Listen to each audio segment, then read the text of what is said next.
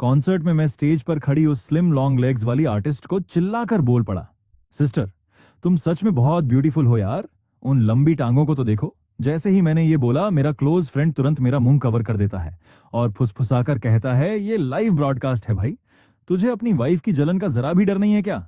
उसके suspicious look को face करते हुए भी मैं पूरी तरह चिल मूड में उस फीमेल आर्टिस्ट के साथ फ्लर्ट करता रहा, बिल्कुल टेंशन फ्री।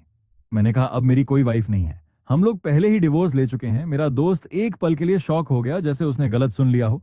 मैं हल्का सा स्मर्क करके उसके कान में चिल्लाया कि मैंने उस टाइकून वाइफ को पहले ही डिवोर्स दे दिया है। जैसे ही मैंने ये लाइन बोली, पूरा हॉल अचानक से साइलेंट हो गया। हर कोई मेरी तरफ घूरने लगा और मेरे दोस्त की घबराई हुई आंखें देखकर मुझे धीरे धीरे आसपास का अजीब माहौल समझ आने लगा। बिना किसी वजह के मेरा दिल अचानक तेज धड़कने लगा और मैंने इंस्टिंक्ट से पीछे मुड़कर देखा। बिखरी हुई लाइट्स के बीच एक औरत, जिसकी माथे की नसें उभरी हुई थीं, ब्लडशॉट आंखों से मुझे घूर रही थी। वो गुस्से से भरी हुई लग रही थी। मैं हैरान तो था, लेकिन पिछले जन्म में मैं और जियांग न्यान्सी सिर्फ बिजनेस इंटरेस्ट के लिए शादी किए थे। हमारे एक बेटा और एक बेटी थे। हम 62 साल तक साथ रहे, लेकिन कभी खुश नहीं रहे, क्योंकि जियांग न्यान्सी के दिल में हमेशा उसका पहला प्यार जिंदा था, शियाओ जियान। और उससे भी बुरा ये कि हमारे दोनों बच्चे भी शियाओ जियान को पसंद करने लगे और धीरे धीरे मुझसे दूर हो गए।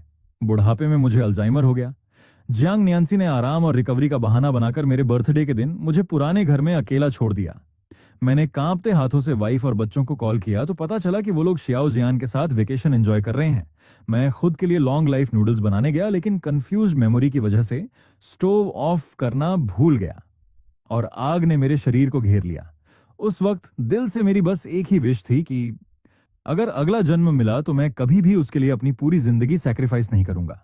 इसलिए जब मैं रिबॉर्न हुआ तो सबसे पहले मैंने डिवोर्स पेपर्स लेकर उसके व्हाइट मूनलाइट लवर के पास गया और सीधा बोला, मुझे डिवोर्स चाहिए जियांग न्यान्सी, अब तुम्हारी है और बच्चे भी तुम्हारे हैं। शियाओ जियान मुझे देखकर शॉक हो गया। उसे यकीन नहीं हुआ कि मैं खुद से पीछे हट रहा हूं।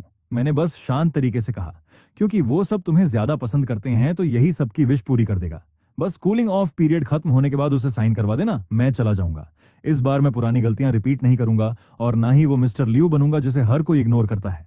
शियाओ जियान अनजाने में अपने ग्लास के किनारे को छूते हुए भौहें चढ़ाकर बोला, लियू हाउ यू, तुम आखिर कौन सा गेम खेल रहे हो? मैं उसके चेहरे पर बदलते एक्सप्रेशंस को देखकर शांत आवाज में दोबारा बोला, मैं कोई गेम नहीं खेल रहा हूं, मुझे बस अब ये सब काफी लग रहा है। तुम्हें पता है बाहर कितने लोग तुम्हारी जगह होना चाहते हैं? मैं उसकी आंखों में सीधे देखते हुए बोला, इसलिए मैं ये जगह तुम्हें दे रहा हूं। शियाओ जियान के चेहरे पर आखिरकार एक क्रैक सा दिखा। उसने एग्रीमेंट को काफी देर तक घूरा और आखिर में उसे उठा ही लिया। ठीक है, अगर ऐसा ही है तो अब मैं फॉर्मेलिटी नहीं करूंगा, लेकिन याद रखना, जो चीज मेरे हाथ में आती है उसे मैं कभी वापस नहीं करता। टेंशन मत लो, मैंने हल्की स्माइल के साथ कहा। मुझे बिल्कुल भी रिग्रेट नहीं होगा, क्योंकि पिछली जिंदगी में मैं लाइफ टाइम अकेलेपन का स्वाद पहले ही चख चुका हूं। शियाओ जियान खड़ा हुआ और कैफे के दूसरे टेबल पर जाकर बैठ गया। फिर बड़े एलिगेंट तरीके से अपना फोन निकाला। उसकी उंगलियां स्क्रीन पर हल्के से टैप करने लगीं और जैसे ही कॉल कनेक्ट हुई, उसकी आवाज तुरंत सॉफ्ट हो गई।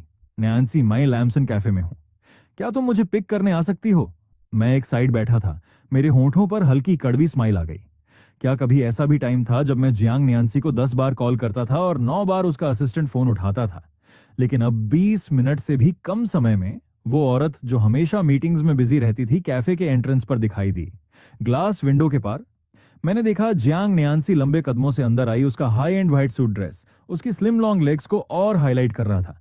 5 साल का लियू यूचेन और 4 साल की लियू यूए जैसे ही शियाओ जियान को देखते हैं उसकी तरफ भागते हुए जाते हैं, उसे हग और किस करने लगते हैं। अंकल जीन, लियू यूए ने स्वीट आवाज में कहा और अपना छोटा सा चेहरा शियाओ जियान के चेस्ट से लगाकर रगड़ने लगी। जियांग न्यान्सी ने टेबल पर एक केक बॉक्स रखा। उसकी पतली उंगलियों ने उसे हल्के से आगे सरकाया। ये वही चॉकलेट फ्लेवर है जो तुम्हें पसंद है, मैंने खास तौर पर शेफ से शुगर कम करवाया है। शियाओ जियान की आंखें चमक उठी। तुम हमेशा सब कुछ सबसे अच्छा याद रखती हो। मैं कोने में बैठा था, मेरी उंगलियां अनजाने में मेरी हथेली में ढंसने लगीं। 6 साल की शादी में जियांग न्यान्सी को यह तक नहीं पता था कि मुझे कौन सा फ्लेवर पसंद है। पिछली जिंदगी में जब मैं हॉस्पिटल में था और मुझे मूंग दाल का केक खाने का मन था, उसने बस अपने असिस्टेंट से कुछ भी लाने को कह दिया और नतीजा आम फ्लेवर बाव आया जिससे मुझे एलर्जी थी। आज रात क्या खाना चाहोगे? जियांग न्यान्सी की आवाज थोड़ी सॉफ्ट हो गई। फ्रेंच या चाइनीज? शियाओ जियान मुस्कुराया और अपने बैग से डिवोर्स एग्रीमेंट निकालकर बोला, खाने से पहले एक डॉक्यूमेंट है जो मैं तुम्हें दिखाना चाहता हूं। उसने सिग्नेचर वाले पेज पर खोल दिया। मैंने एक विला ढूंढा है, लेकिन मेरे पास कैश कम है। तुम जियांग न्यान्सी ने बिना कंटेंट देखे सीधे पेन उठाकर साइन कर दिया। हमारे बीच इतनी फॉर्मेलिटी की क्या जरूरत है? अंकल जी नया घर लेना चाहते हैं। लिu यूचेन ने अपना चेहरा उठाकर पूछा। मम्मी, हमारे लिए भी बगल में एक घर ले लो। मैं और बहन अंकल जियान के साथ रहना चाहते हैं। हम रोज पापा के साथ नहीं रहना चाहते। जियांग न्यान्सी ने हल्का सा फ्राउन किया, लेकिन बच्चों की एक्सपेक्टेंट आंखें देखकर फिर भी कहा, ठीक है, ले लेते हैं, इसकी जरूरत नहीं है। शियाओ, जियान ने जल्दी से कहा, वह यूचेन युए और तुम्हारे लिए 3 कमरे छोड़ देगा। तुम लोग जब चाहो आ सकते हो। बच्चे खुशी से चीयर करने लगे। लिu युए ने तो शियाओ जियान की गर्दन पकड़कर उसे एक किस भी कर दिया। अंकल जीन सबसे बेस्ट हैं पापा से 1000 गुना अच्छे। मेरा दिल जैसे किसी अदृश्य हाथ ने जोर से दबा दिया। कड़वाहट ने मुझे घुटन तक भर दिया। मैंने देखा जियांग न्यान्सी के होंठ हल्के से ऊपर उठे, वो नरमी जो उसने कभी मुझे नहीं दिखाई। जब मैं विला वापस लौटा तब तक अंधेरा हो चुका था, लेकिन मैंने आराम नहीं किया। सीधा सफाई करने लग गया। जियांग न्यान्सी के ड्रेसेस, बच्चों के टॉयज, फैमिली फोटोज एक एक करके सब कार्डबोर्ड बॉक्स में डालने लगा। तुम क्या कर रहे हो? जियांग न्यान्सी की आवाज अचानक मेरे पीछे से आई। मैं मुड़ा तो देखा वह बच्चों का हाथ पकड़कर दरवाजे पर खड़ी थी और भौहें चढ़ाए मुझे देख रही थी। पापा, आप हमारी चीजें क्यों फेंक रहे हो? लिu युए भाग कर आई और अपना सामान बॉक्स में देखकर उसका चेहरा गुस्से से लाल हो गया। लिu यूचेन भी मुझे गुस्से से घूरने लगा। हम बस थोड़ी देर के लिए अंकल जियान के साथ बाहर गए थे। पापा, आप ऐसे क्यों कर रहे हो? जियांग न्यान्सी ने मुझे देखा। उसकी आंखें हमेशा की तरह ठंडी थीं। बच्चों को जीन के साथ रहना पसंद है और इतनी छोटी सी बात पर तुम गुस्सा हो रहे हो। मैं गुस्सा नहीं हूं, मैंने शांत आवाज में कहा। झूठ लियो, युए चिल्लाई। पापा को अंकल जीन से जलन हो रही है, इसलिए आपने मेरा टेडी बियर फेंक दिया। आप बैड डैड हो। जब मैं बड़ी हो जाऊंगी तो अंकल जियान के साथ ही रहूंगी और कभी वापस पापा के पास नहीं आऊंगी। लिu यूचेन ने अपनी बहन का हाथ कसकर पकड़ते हुए कहा। जियांग न्यान्सी ने बच्चों को नहीं रोका, बस हल्का सा फ्राउन किया। उसकी गहरी नजरें मुझ पर पड़ी, जैसे किसी अजनबी को देख रही हो जो बिना वजह ड्रामा कर रहा हो। बस, अब काफी है। उसने अपने लाल होंठ हल्के से खोले। उसकी साफ आवाज में एक नेचुरल रॉयल्टी थी। उसकी पतली उंगलियां आराम से अपनी ड्रेस ठीक कर रही थीं। बोर्ड की वीडियो कॉन्फ्रेंस है, जो फेंकना है फेंको, लेकिन शोर मत करो। दरवाजा बंद होते ही मेरी आंखें चुपचाप लाल हो गईं। दिल जैसे टुकड़ों में बंट गया। हर सांस खून जैसा लग रहा था। मैंने अपने आंसू पोंछे और फर्श पर पड़े बिखरे सामान को देखा, फिर अचानक मुस्कुरा दिया। टेंशन मत लो, अब मैं उसे डिस्टर्ब नहीं करूंगा और आने वाले सालों में ऐसा कुछ नहीं करूंगा। जैसे ही डिवोर्स एग्रीमेंट साइन हुआ, मैंने घर के मामलों से खुद को अलग करना शुरू कर दिया। मैं अब सुबह 5 बजे उठकर बच्चों के लिए न्यूट्रिशियस ब्रेकफास्ट नहीं बनाता था, ना ही देर रात तक जागकर जियांग न्यान्सी के बिजनेस डिनर से लौटने का इंतजार करता था ताकि उसके लिए हैंगओवर सूप बना सकूं। जो काम पहले मैं अपना फर्ज समझता था, अब सब हाउसकीपर को दे दिया। शुरुआत में किसी को कुछ अजीब नहीं लगा, लेकिन फिर लिu यूचेन स्कूल के लिए लेट होने लगा और टीचर से डांट खाने लगा। लिu युए को अपनी वर्कबुक नहीं मिलती थी। जियांग न्यान्सी की पेंडुलम क्लॉक भी बंद हो गई। हाउसकीपर घबरा गई, क्योंकि वह कभी भी फीमेल ऑनर के स्टैंडर्ड तक नहीं पहुंच सकती थी। किचन में बर्तन ढेर होने लगे। लिविंग रूम में बच्चों के टॉयज, हर जगह बिखर गए कपड़े आयरन होने के बाद भी ठीक से स्मूथ नहीं थे, और वो घर जो कभी एकदम टाइड और परफेक्ट लगता था, धीरे धीरे पूरी तरह मेसी बन गया। जब जियांग न्यान्सी ने बेडरूम का दरवाजा खोला, तब मैं खिड़की के पास टिककर किताब पढ़ रहा था। धूप पतले पर्दों से छनकर अंदर आ रही थी और मेरे ऊपर लाइट और शैडो का पैटर्न बना रही थी। तुम ये ड्रामा कब तक करोगे? उसने दरवाजे पर खड़े होकर थोड़ी लो वॉइस में कहा। मैंने किताब बंद की और उसकी तरफ देखा। मैं कोई ड्रामा नहीं कर रहा हूं, तो फिर तुम घर क्यों मैनेज नहीं कर रहे हो? अब उसने कुछ कदम आगे बढ़ाए। हल्की सी सीडर की खुशबू हवा में फैल गई। क्या अब भी पिछली बार की बात से गुस्सा हो? गुस्सा नहीं हूं। मैंने किताब साइड में रखी। बस अब मैनेज करने का मन नहीं है। जियांग न्यान्सी ने आंखें सिकोड़ ली। उसकी पतली उंगली टेबल पर हल्के से टैप करने लगी। रीजन? थक गया हूं, मैंने शांत आवाज में कहा। हमारे पास हाउसकीपर है, मुझे करने की जरूरत नहीं है। लियो, तुम आखिर कर क्या रहे हो? उसकी आवाज ठंडी हो गई। अगर तुम्हें प्रॉब्लम है तो सीधे बोलो, ऐसे 3 साल के बच्चे की तरह मत बिहेव करो। मैंने हल्की सी स्माइल के साथ कहा। मैं अपसेट नहीं हूं, बस थोड़ा रेस्ट करना चाहता हूं। मेरी बात पूरी भी नहीं हुई थी कि दरवाजा जोर से खुला और लिu यूचेन और लिu युए अंदर आ गए। उनके चेहरे गुस्से से भरे हुए थे। पापा बहुत लेजी हो गए हैं, लिu युए चिल्लाई। हमें अंकल जैन चाहिए जो हमारी केयर करे, लियो यूचेन भी बोल पड़ा। अंकल जैन पापा से ज्यादा पेशेंट हैं, ज्यादा हार्डवर्किंग हैं और पापा से 10,000 गुना बेहतर हैं। जियांग न्यान्सी की नजरें अब भी मेरे चेहरे पर टिकी थीं, जैसे वह इंतजार कर रही हो कि मैं हार मान लूं। लेकिन मैंने बस एक गहरी सांस ली और शांत आवाज में कहा, अगर तुम्हें वो इतना अच्छा लगता है तो उसे यहां बुला लो, मुझे कोई ऑब्जेक्शन नहीं है। माहौल तुरंत फ्रीज हो गया। जियांग न्यान्सी का चेहरा पूरी तरह डार्क हो गया। क्या तुम श्योर हो? मैंने गहरी सांस ली। बिल्कुल श्योर। मम्मी चलो ना, लियू यूए ने जल्दी से जियांग न्यान्सी की स्लीव पकड़ ली। मुझे अभी अंकल जैन चाहिए, उनके साथ रहना है। अब हमें पापा की जरूरत नहीं है। लियू यूचेन ने मुझे देखकर फेस बनाया। पापा आप चले जाओ इस घर से। जियांग न्यान्सी ने मुझे आखिरी बार देखा। जब उसे यकीन हो गया कि मैं नहीं बदलूंगा तो वह मुड़ी और बच्चों को लेकर चली गई। मैं वहीं खड़ा रहा। कार के इंजन की आवाज धीरे धीरे दूर होती गई। मैंने धीरे से आंखें बंद कर लीं। जल्द ही मैं उनकी इच्छा पूरी कर दूंगा, पूरी तरह से उन्हें छोड़ दूंगा, इस घर को छोड़ दूंगा।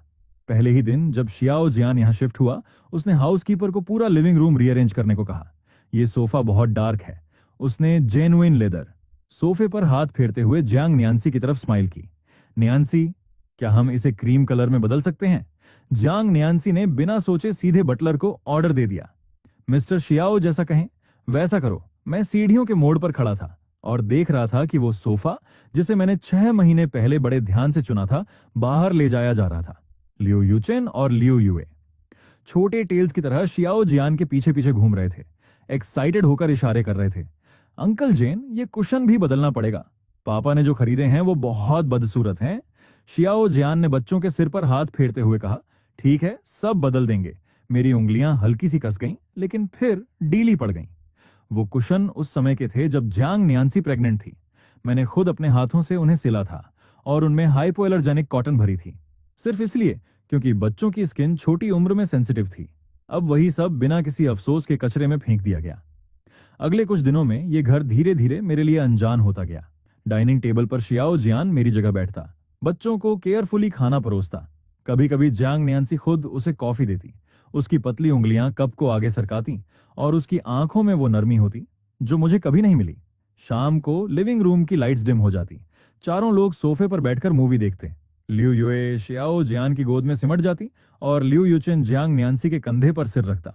हंसी लगातार गूंजती रहती और जब मैं वहां से गुजरता तो कोई मेरी तरफ देखता तक नहीं, जैसे मैं अदृश्य हूं। फिर एक दोपहर मेरा फोन अचानक बार बार बजने लगा। बताया गया कि यंग मास्टर और मिस को स्कूल में एलर्जिक रिएक्शन हुआ है और एम्बुलेंस उन्हें हॉस्पिटल ले गई है। जब मैं पहुंचा तो बच्चों को इमरजेंसी रूम में ले जाया जा चुका था। जियांग न्यान्सी कॉरिडोर में खड़ी थी।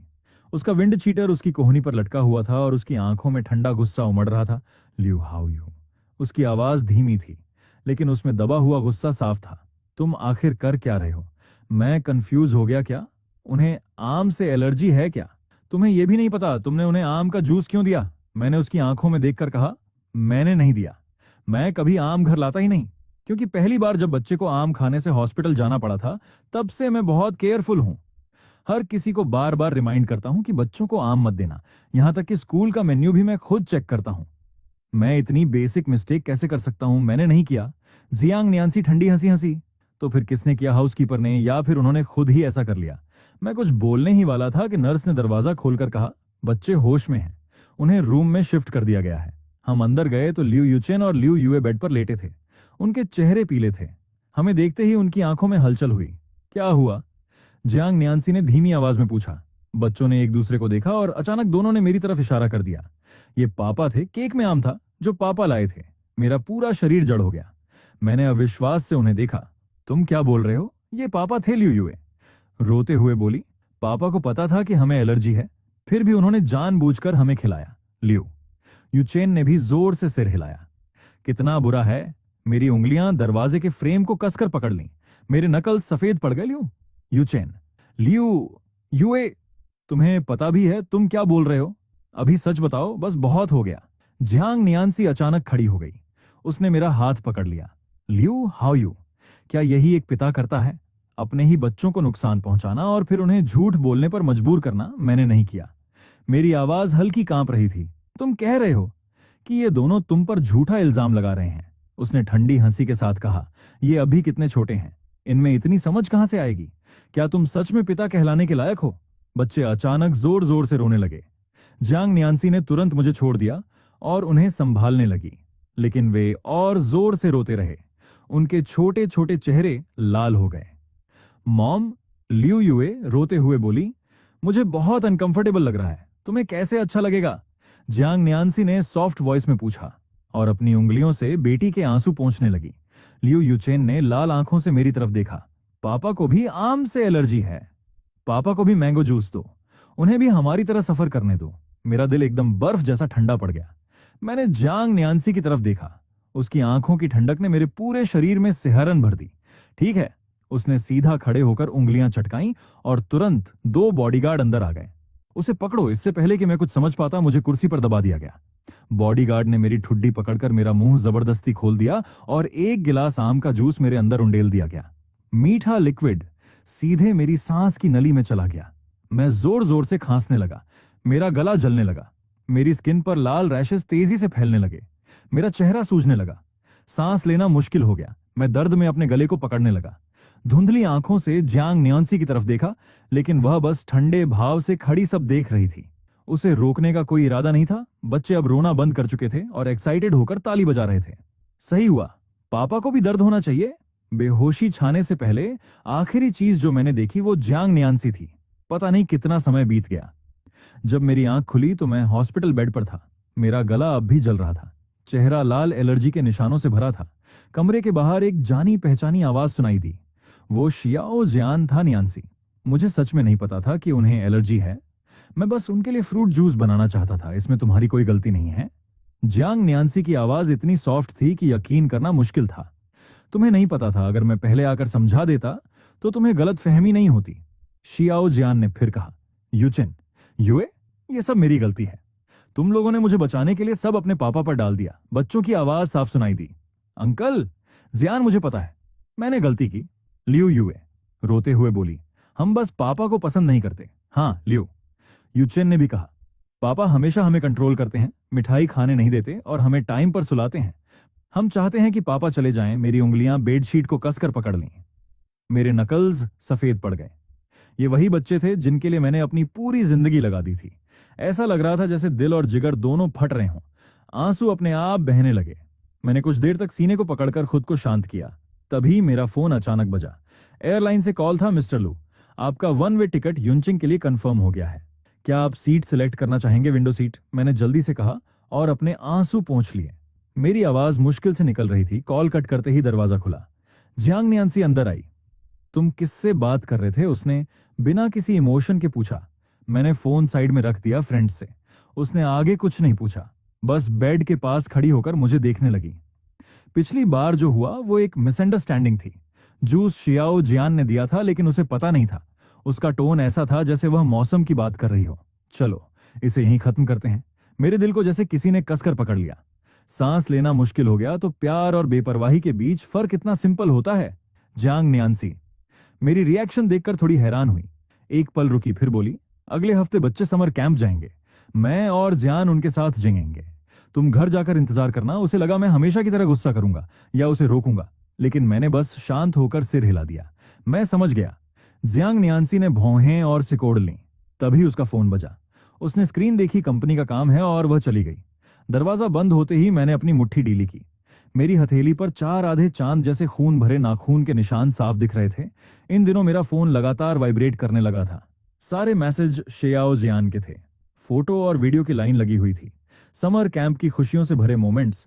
वीडियो में लियू यूचेन और लियू युए अपने दोस्तों से गर्व से कह रहे थे, शियाओ जियान हमारे पापा हैं। चारों तरफ से आवाजें आ रही थीं, वाह, तुम्हारे पापा कितने हैंडसम हैं, मेरे पापा से भी ज्यादा। अगर तुम इतने लकी हो तो जो तुम्हें रोज स्कूल से लेने आता है वो कौन है? एक बच्चे ने पूछा। फ्रेम में लियू यूचेन और लियू युए के चेहरे एक पल के लिए जम गए। फिर बोले, वो हमारा बटलर है जो हमारी केयर करता है। मेरे हाथ कांपने लगे। मेरे हाथ का गिलास नीचे गिरकर टूट गया। मैं धीरे से बैठ गया। फर्श पर पड़े टुकड़ों को देखते हुए अचानक हंस पड़ा। तो इतने सालों तक मैं बस एक फ्री बटलर था, लेकिन कोई बात नहीं। ये बटलर अब रिजाइन करने वाला है। अब से जिनको वो अपना असली पापा मानते हैं वही उनकी केयर करेंगे। 1 हफ्ते बाद बटलर लियू यूचेन और लियू युए को वापस विला लेकर आया। बच्चे अंदर आते ही सीधे किचन की तरफ भागे। उनके चेहरों पर घमंड साफ दिख रहा था।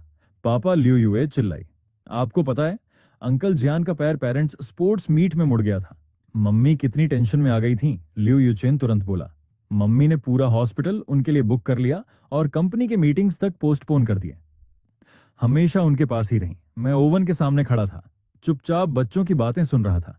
मेरी उंगलियां आराम से हीट रेसिस्टेंट ग्लव्स पहन रही थीं। क्या आप सुन भी रहे हैं? लियो यूए ने पैर पटका। मम्मी अंकल जियान का कितना ख्याल रखती हैं, आपसे भी ज्यादा। तभी टाइमर की घंटी बजी और उसकी बात कट गई। मीठी खुशबू पूरे किचन में फैल गई। बच्चों की आंखें चमक उठी। वे तुरंत पास आ गए। केक है लियो, यूचेन उचक कर बोला। मुझे खाना है। मैंने बेकिंग ट्रे बाहर निकाली। केक के किनारे हल्के जले हुए थे। मैंने भौहें सिकोड़ लीं और सीधे उसे कूड़ेदान में फेंक दिया। लियो यूए चिल्लाई, आपने इसे क्यों फेंका? ये तो ठीक है, ये जल गया है, खाने लायक नहीं है। मैंने शांत आवाज में कहा। आप झूठ बोल रहे हैं। लियो यूचेन ने गुस्से में कूड़ेदान को लात मार दी। आपने ये जानबूझकर किया है, सिर्फ इसलिए क्योंकि आप अभी भी पिछली बात से नाराज हैं, इसलिए हमें अच्छा खाना नहीं देना चाहते। पापा लियो यूए का छोटा सा चेहरा गुस्से से लाल हो गया। हमें आप जैसे पापा नहीं चाहिए। मैंने हीट रेसिस्टेंट ग्लव्स उतार दिए। मेरा दिल जैसे किसी अदृश्य हाथ ने कसकर पकड़ लिया। मैंने अपने सामने खड़े उन दोनों बच्चों को देखा जिनकी देखभाल के लिए मैंने खुद को पूरी तरह समर्पित कर दिया था, और अचानक वो मुझे पूरी तरह अजनबी लगने लगे। ठीक है, मैंने धीरे से कहा, मुझे भी तुम जैसे बच्चों की जरूरत नहीं है। अब से जाओ शियाओ जेन के पास। इतना कहकर मैं मुड़ा और सीढ़ियों की तरफ चल पड़ा। पीछे से दोनों बच्चों की डरी हुई चीखें आईं। हम आपसे नफरत करते हैं, हमेशा नफरत करेंगे। मेरे कदम एक पल के लिए रुक गए, लेकिन मैंने पीछे मुड़कर नहीं देखा। जैसे ही मैंने तीसरी सीढ़ी पर कदम रखा, अचानक मेरी पीठ पर जोर का धक्का लगा और घूमती हुई दुनिया में मेरा शरीर सीढ़ियों से नीचे गिर गया। तेज दर्द ने पूरे शरीर को घेर लिया। मेरे माथे से गर्म खून बहने लगा, जिससे मेरी नजर धुंधली हो गई। बच्चे ऊपर खड़े थे, उनके चेहरों पर अजीब सी क्रूर मुस्कान थी। सही हुआ, लियो यूए ताली बजाते हुए बोली। केक नहीं, खाने दिया ना, अब भुगतो। लियो यूचेन अजीब सा चेहरा बनाकर जैसे खेल रहा हो। मैं खुद को उठाने की कोशिश करने लगा। ताजा खून मेरी ठुड्डी से टपककर फर्श पर गिर रहा था। मैंने उन दोनों छोटे दानवों को देखा और यकीन नहीं हुआ कि ये वही बच्चे हैं जिन्हें सालों पहले हॉस्पिटल में बचाने के लिए मैं डॉक्टरों के पीछे भागा था। तभी मुख्य दरवाजा खुला। यहाँ क्या हो रहा है? जियांग न्यान्सी की भारी आवाज गूंजी। उसके पीछे शियाओ जेन था। ये दृश्य देखकर दोनों एक पल के लिए रुक गए। मॉम, बच्चे तुरंत रोने का नाटक करते हुए उसकी तरफ भागे। पापा ने केक फेंक दिया, हमें खाने नहीं दिया और कहा कि उन्हें हम नहीं चाहिए। जियांग न्यान्सी की नजर कूड़ेदान में पड़े केक पर गई, फिर मेरी खून से सनी हालत पर। वह भौहें सिकोड़कर बोली, लियू हाउ यू, तुम दो बच्चों से लड़ने पर क्यों उतारू हो जाते हो? उसकी आवाज बर्फ जैसी ठंडी थी। अपने ही बच्चों से ऐसी बातें करते हो, तुम पिता कहलाने के लायक कैसे हो? मैं दीवार का सहारा लेकर धीरे धीरे खड़ा हुआ, खून मेरे कॉलर तक फैल चुका था। मैंने जियांग न्यान्सी की तरफ देखा और अचानक मुस्कुरा दिया। तुम्हारी नजर में मैं कभी लायक था ही नहीं। मेरी आवाज भारी हो गई। तुमने मुझे हमेशा सिर्फ बच्चों की देखभाल करने वाले एक टूल की तरह देखा है ना? जियांग न्यान्सी की आंखें हल्की सी सिकुड़ गईं।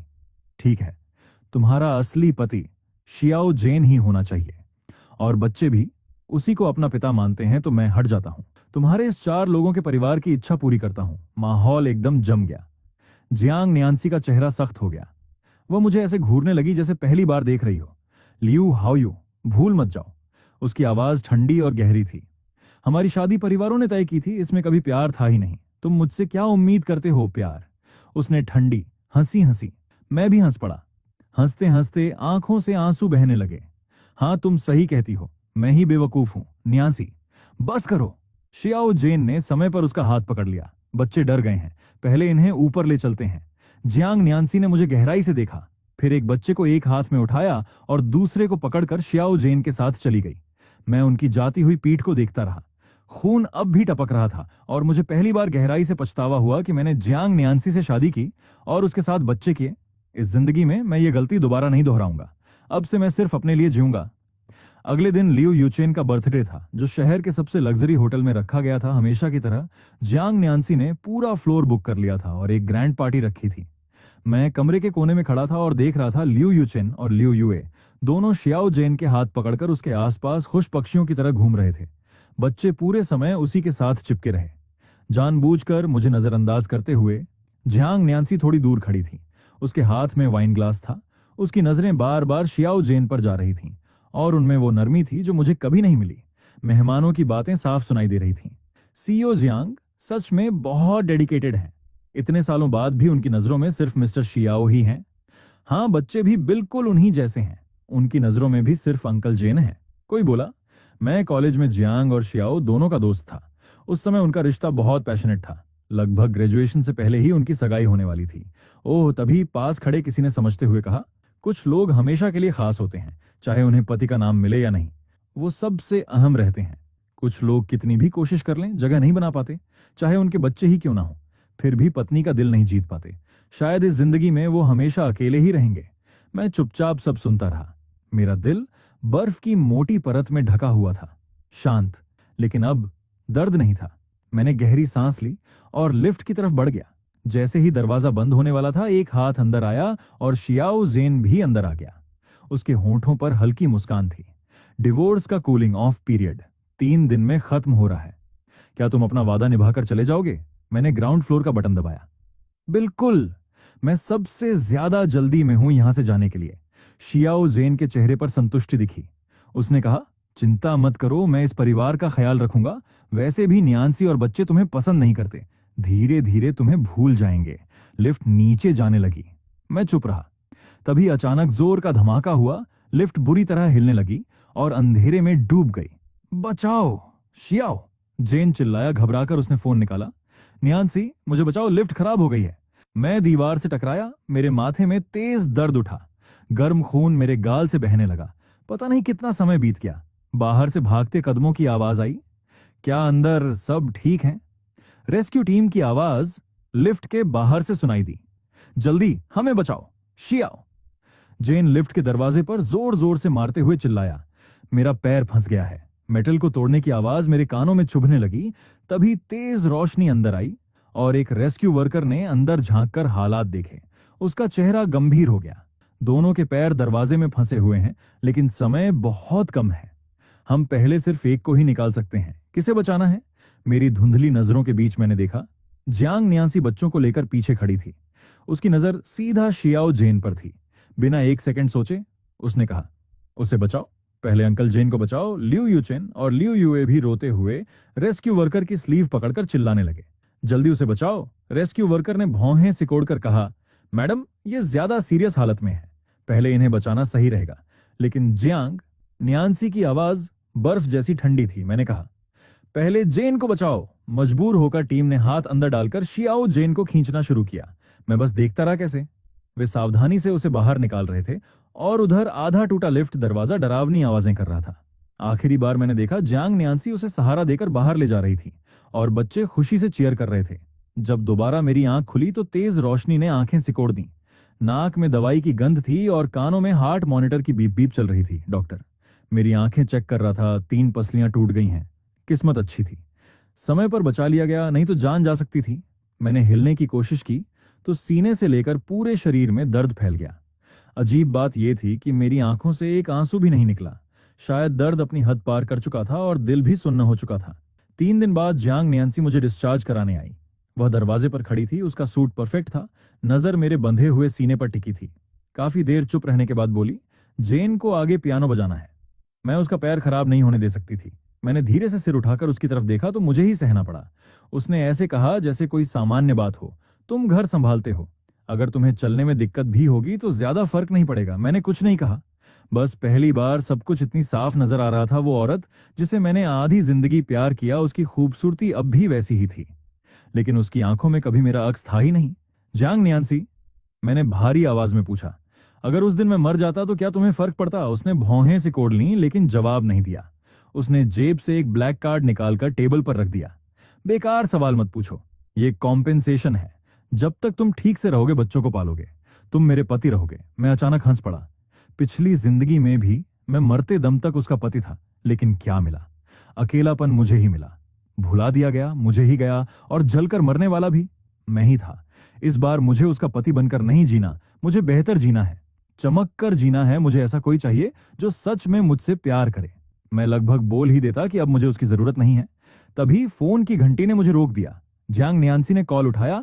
उधर से शियाओ जेन की सॉफ्ट आवाज आई, नियांसी, मैं और बच्चे रेस्टोरेंट में तुम्हारा इंतजार कर रहे हैं।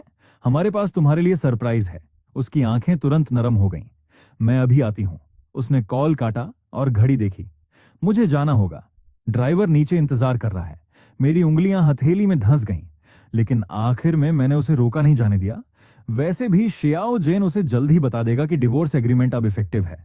मुझे अब उसकी जरूरत नहीं है, और जो बच्चे मुझे अजनबी समझते हैं, मुझे उनकी भी जरूरत नहीं है। मिसेस वांग, मैंने कॉल बटन दबाया। 1 घंटे में मदद करना। मैंने जियांग न्यांसी के सारे कॉन्टैक्ट डिलीट कर दिए और ब्लैक कार्ड कमरे में छोड़ दिया। जब प्लेन उड़ा तो बाहर बादल सुनहरे और लाल रंग में रंगे हुए थे। मैंने आसमान को देखा, मुस्कुराया और आंखें बंद कर लीं। इस जिंदगी में मैं किसी के सामने नहीं झुकूंगा। प्यार के लिए खुद को छोटा करने वाले दिन इसी प्लेन के साथ हमेशा के लिए खत्म हो गए। अब मेरे सामने एक नई जिंदगी है जो सिर्फ मेरी है। युनचेंग पहुंचकर इस अनजान शहर ने मुझे अजीब सा सुकून दिया। मैंने आधे महीने तक रिसर्च की और पुराने इलाके की एक शांत गली में हाउ यू नाम की सेकंड हैंड बुक स्टोर खोल ली। दुकान छोटी थी, लेकिन रोशनी बहुत अच्छी थी। मैंने 3 महीने में उसे एक कोजी रीडिंग स्पेस में बदल दिया। युनचेंग की बारिश लंबी चलती है। मैं दुकान के ग्लास डोर के पास खड़ा होकर हल्की बारिश को देख रहा था। तभी दरवाजे की घंटी बजी। वेलकम कहते हुए मैं मुड़ा, लेकिन सामने खड़ी औरत को देखकर थोड़ा रुक गया। वह लंबी और स्लिम थी। हाथ में काला छाता था जिससे पानी टपक रहा था, और वह एक 5-6 साल की बच्ची को पकड़े हुए थी, जिसकी 2 छोटी छोटी थीं और वह उससे सिमटी हुई थी। क्या आपके पास इस उम्र के लिए पिक्चर बुक्स हैं? उसने छाता बंद करते हुए सॉफ्ट आवाज में पूछा। अब मैं उसका चेहरा साफ देख पाया। उसकी आंखें और नैन नक्श जैसे किसी पेंटिंग जैसे थे। लंबे बाल कंधों पर ढले हुए थे और आंखों में हल्की सी मुस्कान थी। मैं थोड़ा हैरान रह गया। चाओ शिनयान सीनियर। उसने भी मुझे पहचान कर हल्का सा चौंक कर देखा और फिर बोली, लियू हाउ यू। पुरानी यादें एकदम से लौट आईं। चाओ शिनयान, मेडिकल डिपार्टमेंट की टॉपर, मुझसे 2 साल सीनियर, यूनिवर्सिटी में टैलेंटेड गर्ल के नाम से फेमस, न सिर्फ पढ़ाई में टॉप बल्कि पियानो में भी एक्सपर्ट और हर लड़के की ड्रीम गर्ल। क्या संयोग है, मैंने मुस्कुराकर कहा और उसकी गोद में बच्ची की तरफ इशारा किया। यह आपकी बेटी है, याओ याओ चाओ। शिनयान ने प्यार से उसके सिर पर हाथ फेरा। याओ याओ। मम्मी की तरफ से हल्का सा इशारा मिला तो उसने सिर उठाया। उसका छोटा सा चेहरा जैसे तराशा हुआ हो, और वह धीरे से बोली, अंकल। मेरा दिल उसी पल पिघल गया। मेरी आवाज खुद ही सॉफ्ट हो गई। मैं नीचे बैठ गया ताकि उसकी आंखों के लेवल पर आ सकूं। हेलो याओ याओ, तुम्हें कैसी किताब चाहिए अंकल? तुम्हारे लिए अच्छी वाली रिकमेंड करेगा। याओ याओ ने अपनी बड़ी बड़ी आंखें झपकाईं और अचानक अपना छोटा सा हाथ बढ़ाकर मेरे गाल को हल्के से छू लिया। अंकल, आप बहुत हैंडसम हो। बिल्कुल, मेरे पापा जैसे। माहौल एकदम फ्रीज हो गया। चाओ। शिनयान का चेहरा हल्का सा बदल गया। उसने तुरंत याओ याओ को अपनी तरफ खींच लिया और धीमी आवाज में बोली, सॉरी। उसके पापा कुछ साल पहले बीमारी से गुजर गए। मेरी सांस अटक गई। मैंने उस छोटी सी बच्ची को देखा जिसके पास अब कोई पिता नहीं था, और अनजाने में मुझे लियू यूचिन और लियू यूए याद आ गए। उनके पास शियाओ जेन था, लेकिन इस बच्ची के पास कोई नहीं। कोई बात नहीं, मैंने धीरे से कहा, और याओ याओ के सिर पर प्यार से हाथ फेरा। याओ याओ, तुम्हें फेरी टेल्स पसंद है? अंकल के पास बहुत सारी अच्छी पिक्चर बुक्स हैं। उसने तुरंत सिर हिलाया। उसकी आंखें चमक उठी। अगले आधे घंटे तक मैं उसे अलग अलग किताबें दिखाता रहा। वह धीरे धीरे मुझसे खुलने लगी, यहां तक कि उसने खुद मेरा हाथ पकड़ लिया और मुझसे स्टोरी पढ़ने को कहा। चाओ शिनयान पास खड़ी थी। उसकी आंखों में एक सॉफ्ट सी मुस्कान थी। जब मैं दी लिटिल प्रिंस की कहानी पढ़ रहा था, तब याओ याओ मेरे कंधे से लगकर ध्यान से सुन रही थी। बिलिंग के समय चाओ शिनयान ने कहा, आपकी स्टोरी टेलिंग बहुत अलग है। याओ याओ आमतौर पर बहुत शाई रहती है, लेकिन आपके साथ बहुत कंफर्टेबल है। मैंने मुस्कुराकर किताबें पैक करके याओ याओ को दी। उसे देखकर मुझे भी बहुत अपनापन महसूस होता है। काश याओ याओ मेरी बेटी होती। ये कहते ही मुझे अफसोस हुआ। लेकिन चाओ शिनयान ने बस हल्का सा सिर हिलाया, कुछ नहीं पूछा। जाते समय याओ याओ ने अचानक मेरी शर्ट का कोना पकड़ लिया और ऊपर देखकर बोली, क्या हम यहां बार बार आ सकते हैं? मैं घुटनों के बल बैठ गया और उसकी नाक हल्के से दबाकर कहा, बिल्कुल आ सकते हो अंकल, हमेशा वेलकम करेगा। चाओ। शिनयान ने छाता खोला और याओ याओ को लेकर बारिश में चली गई। याओ याओ उसके कंधे पर लेटी हुई बार बार हाथ हिलाकर मुझे बाएं कर रही थी, जब तक वे मोड़ के पीछे गायब नहीं हो गए। मैं दरवाजे पर खड़ा उन्हें देखता रहा और लंबे समय बाद मेरे दिल में एक गर्माहट सी उठी। उसके बाद चाओ शिनयान और याओ याओ रेगुलर बन गए। लगभग हर वीकेंड वे दुकान पर आते, 1-2 घंटे बैठते। याओ याओ कोने के छोटे सोफे पर बैठकर अपनी पिक्चर बुक में खो जाती और चाओ शिनयान मेडिकल बुक लेकर मेरे पास बैठकर चुपचाप पढ़ती। कभी कभी मैं उनके लिए फ्लावर टी बना देता और हर बार चाओ शिनयान शालीनता से थैंक यू कहती और याओ याओ मीठी आवाज में थैंक यू अंकल बोलकर फिर पढ़ने लगती। एक खूबसूरत धूप वाले शनिवार को चाओ शिनयान ने कहा, चलो याओ याओ को अम्यूजमेंट पार्क ले चलते हैं, आप भी हमारे साथ चलिए। उसकी आंखों में सच्ची इनवाइट थी और याओ याओ भी उम्मीद भरी नजरों से मुझे देख रही थी। मैं मना करने वाला था लेकिन उसका चेहरा देखकर दिल मान गया। पार्क में बहुत भीड़ थी। याओ याओ ने एक हाथ से चाओ शिनयान और दूसरे से मेरा हाथ पकड़ रखा था। वह खुशी से इधर उधर भाग रही थी। हम कैरोसेल पर बैठे बम्पर कार्स खेले और फेरिस व्हील के लिए लाइन में लगे। जब फेरिस व्हील सबसे ऊपर पहुंचा तो याओ याओ ने दूर बादलों की तरफ इशारा करके कहा, पापा वहां रहते हैं। मेरा दिल कस गया। चाओ शिनयान ने उसे हल्के से गले लगाया और कहा, पापा ऊपर से तुम्हें देख रहे हैं और चाहते हैं कि तुम हमेशा खुश रहो। याओ याओ ने सिर हिलाया, फिर अचानक मेरी तरफ मुड़ी। अंकल, क्या आप मेरे नए पापा बन सकते हो? माहौल एकदम शांत हो गया। मुझे समझ नहीं आया क्या कहूं। चाओ शिनयान ने तुरंत कहा, याओ याओ ऐसी बातें नहीं करते। लेकिन याओ याओ जिद में बोली, मैं मजाक नहीं कर रही, मुझे अंकल पसंद है और अंकल को भी मैं पसंद हूं ना। मैंने उसके चेहरे की जिद देखी और मुझे लियू यूचेन याद आ गया। वह भी ऐसा ही था, जो ठान लेता था वही करता था। मैंने धीरे से कहा, अंकल को याओ याओ बहुत पसंद है, लेकिन पापा एक ही होते हैं, उनकी जगह कोई नहीं ले सकता। याओ याओ ने आधा समझते हुए सिर हिलाया और चाओ शिनयान से लग गई। घर लौटते समय याओ याओ कार की पिछली सीट पर सो गई। चाओ शिनयान ड्राइव कर रही थी और बीच बीच में रियर व्यू मिरर से मुझे देख लेती थी। थैंक यू आज उसके साथ जाने के लिए, उसने धीरे से कहा। काफी टाइम बाद वो इतनी हैप्पी लगी। मैंने हल्का सा हेड शेक किया, मुझे भी अच्छा लगा। कार के विंडो के बाहर सनसेट धीरे धीरे फेड हो रहा था। क्लाउड्स गोल्ड और रेड में ग्लो कर रहे थे। मैंने बिना सोचे अपना हाथ उठाकर लाइट ब्लॉक की, लेकिन स्लीव स्लाइड हो गई और मेरे रिस्ट का स्कार रिवील हो गया।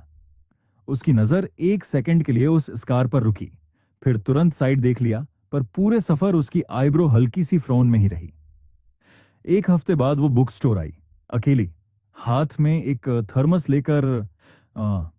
ये कैल्मिंग टी है, मैंने खुद बनाई है, उसने सॉफ्टली कहा, और थर्मस मुझे दे दिया, शायद तुम्हें बेटर स्लीप में हेल्प करे। मैं थोड़ा सरप्राइज हो गया, कंफ्यूज भी। मैंने पूछा, तुम्हें कैसे पता मैं ठीक से नहीं सोता? वो जगह छोड़ दी है मैंने, पर जो पहले हुआ वो अभी भी दिमाग से गया नहीं। कई रातों में नाइटमेयर से उठ जाता हूं। उसने अपने ग्लासेस एडजस्ट किए। उसकी आईज लेंस के पीछे कैल्म और वार्म थी। तुम भूल गए क्या? मैं डॉक्टर हूं एक्चुअली। तुम किसी भी चीज के लिए मुझसे हेल्प मांग सकते हो। अब हम गुड फ्रेंड्स तो बन ही गए हैं, राइट? मैंने धीरे से अपनी स्लीव नीचे खींच ली, स्कार हाइड करते हुए। सॉरी, मुझे ज्यादा नहीं पूछना चाहिए था। उसने जल्दी से ऐड किया, पर डॉक्टर के रूप में और फ्रेंड के रूप में मैं बस चाहती हूं तुम खुद का थोड़ा ज्यादा ख्याल रखो। मैं कुछ सेकंड के लिए चुप रहा, फिर हल्का सा स्माइल आया, आईज सॉफ्ट हो गई। समझ गया। चाय के लिए थैंक यू। फ्यूचर में अगर मुझे सच में हेल्प चाहिए होगी तो मैं डेफिनेटली तुमसे पूछूंगा, डोंट वरी। उसके बाद वो ज्यादा बार आने लगी, कभी याओ याओ को साथ लाती, कभी अकेली। हर बार कुछ छोटा गिफ्ट लेकर आती, कभी वाइल्ड फ्लावर्स का छोटा बुकवे, कभी हैंडमेड कुकीज का बॉक्स, या फिर फ्रेश ब्रूड कैल्मिंग टी। धीरे धीरे मुझे उसकी ये कंपनी आदत सी लगने लगी। कभी मैं उन्हें बुक स्टोर में साथ बैठकर पढ़ते हुए देखता तो अचानक एक फीलिंग आती, यही लाइफ तो हमेशा चाहिए थी, सिंपल, पीसफुल और लव से भरी हुई। एक बारिश भरी रात मैं बुक शेल्फ अरेंज कर रहा था कि अचानक डोरबेल बजी। वो बाहर खड़ी थी, पूरी तरह भीगी हुई और अपनी बाहों में बुखार से तपती, याओ याओ को पकड़े हुए। सॉरी, इतनी लेट डिस्टर्ब किया। उसकी आवाज हल्की सी कांप रही थी। याओ याओ, बस तुम्हें ही देखना चाहती थी, कह रही थी तुम्हारी स्टोरी सुनकर ही उसे स्लीप आएगी। मैंने तुरंत उन्हें अंदर बुलाया। मैंने याओ याओ को अपनी बाहों में लिया। उसका गर्म चेहरा देखकर दिल सच में टूट सा गया। मैंने उसे धीरे से थपथपाया। अंकल यही है, अब डरना मत।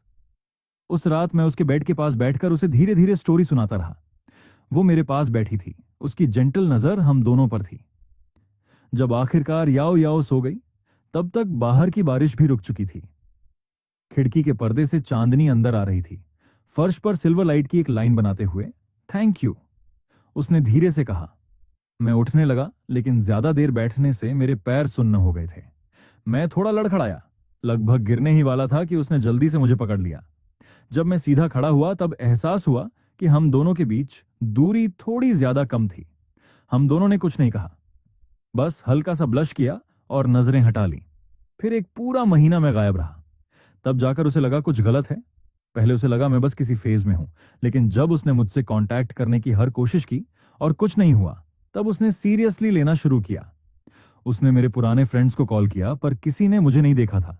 उसने टेंशन में फोन काटा, अपने स्टडी रूम में गई, कंप्यूटर ऑन किया और मेरा बैंक अकाउंट चेक किया।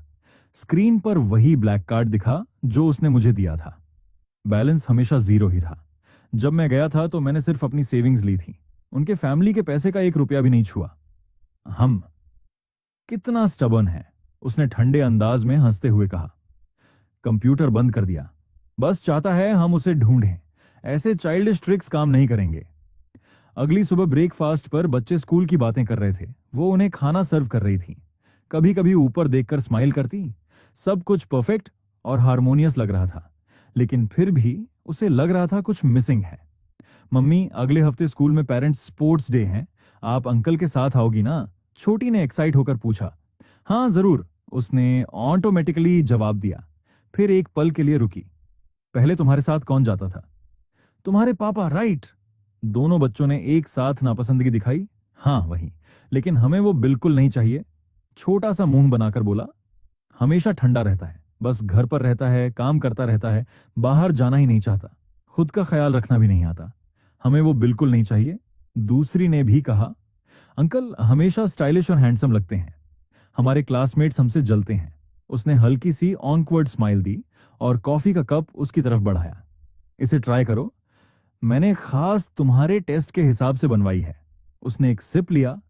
उसकी आईब्रो हल्की सी सिकुड़ गई। बहुत ज्यादा स्वीट है। पहले उसकी कॉफी हमेशा मेरे हाथ से बनती थी और मैं कभी ऐसी गलती नहीं करता था। मुझे याद है, वो कॉफी बिना शुगर के पीती है। बस वही ऐड किया है जो तुम्हें पसंद नहीं आया था। शियान ने ध्यान से पूछा। It's fine. उसने कप नीचे रख दिया। आखिर में बस अपनी कफ एडजस्ट की। अगले कुछ दिनों में मैं कंपनी जा रही हूं। ऊपर से सब कुछ नॉर्मल लग रहा था, जॉन फैमिली वैसे ही चल रही थी, लेकिन अंदर ही अंदर छोटे छोटे बदलाव चुपचाप शुरू हो चुके थे। एक्सो जियान ने कभी हाउसवर्क नहीं किया था। कुछ बार ट्राई करने के बाद उसने सब कुछ हाउसकीपर को दे दिया। घर में सब कुछ फिर भी ठीक से चल रहा था, लेकिन जॉन, येंसी और कुछ सेंसिटिव लोगों को महसूस हो रहा था कि कुछ बदल गया है। अब घर में वो सॉफ्ट और कंफर्टेबल कपड़े नहीं थे जो परफेक्टली आयरन होकर रखे रहते थे। सोने से पहले मिलने वाला दूध का गिलास और ब्रेकफास्ट जो हर किसी के टेस्ट के हिसाब से केयरफुली तैयार होता था, ये सब अब गायब हो चुका था। लाइफ में कोई बड़ी प्रॉब्लम नहीं थी, लेकिन घर में वो पुरानी वॉमथ अब नहीं बची थी। फिर एक दिन जियानी एक बिजनेस पार्टी से देर रात घर लौटी। वो थोड़ा लड़खड़ाते हुए सोफा पर बैठ गई। अपने असिस्टेंट को हाथ हिलाकर कहा, अब तुम्हारा यहां कोई काम नहीं है, घर जाओ। जैसे ही दरवाजा बंद हुआ, पूरा घर अचानक साइलेंट हो गया। जंग निची ने थके हुए अपने आईब्रो रब किए और अनकॉन्शियसली आवाज लगाई, कोई है? बोलते ही उसे एहसास हुआ, आज घर कुछ अलग लग रहा है। उसके लिए कोई वॉल लैंप ऑन नहीं था। टेबल पर कोई गरम हैंगओवर सूप नहीं रखा था। मिसेस वांग, मैंने कहा था आज डिनर पार्टी है, घर में कुछ भी तैयार क्यों नहीं है? उसने हाउसकीपर को गहरी आवाज में बुलाया। थोड़ी देर में मिसेस वांग जल्दी से आई और थोड़ी असहज होकर बोली, सॉरी मैडम, पहले जब आप देर से आती थीं सब कुछ मास्टर खुद तैयार करते थे, इसलिए हम भूल गए। और जो हैंगओवर सूप आपने कहा, वो भी मास्टर खुद ही बनाते थे, खुद इंग्रेडिएंट्स लाते थे, किचन में घंटों खड़े रहकर बनाते थे, हमें बीच में आने नहीं देते थे। अगर आपको चाहिए तो मैं अभी सीख कर बना देती हूं।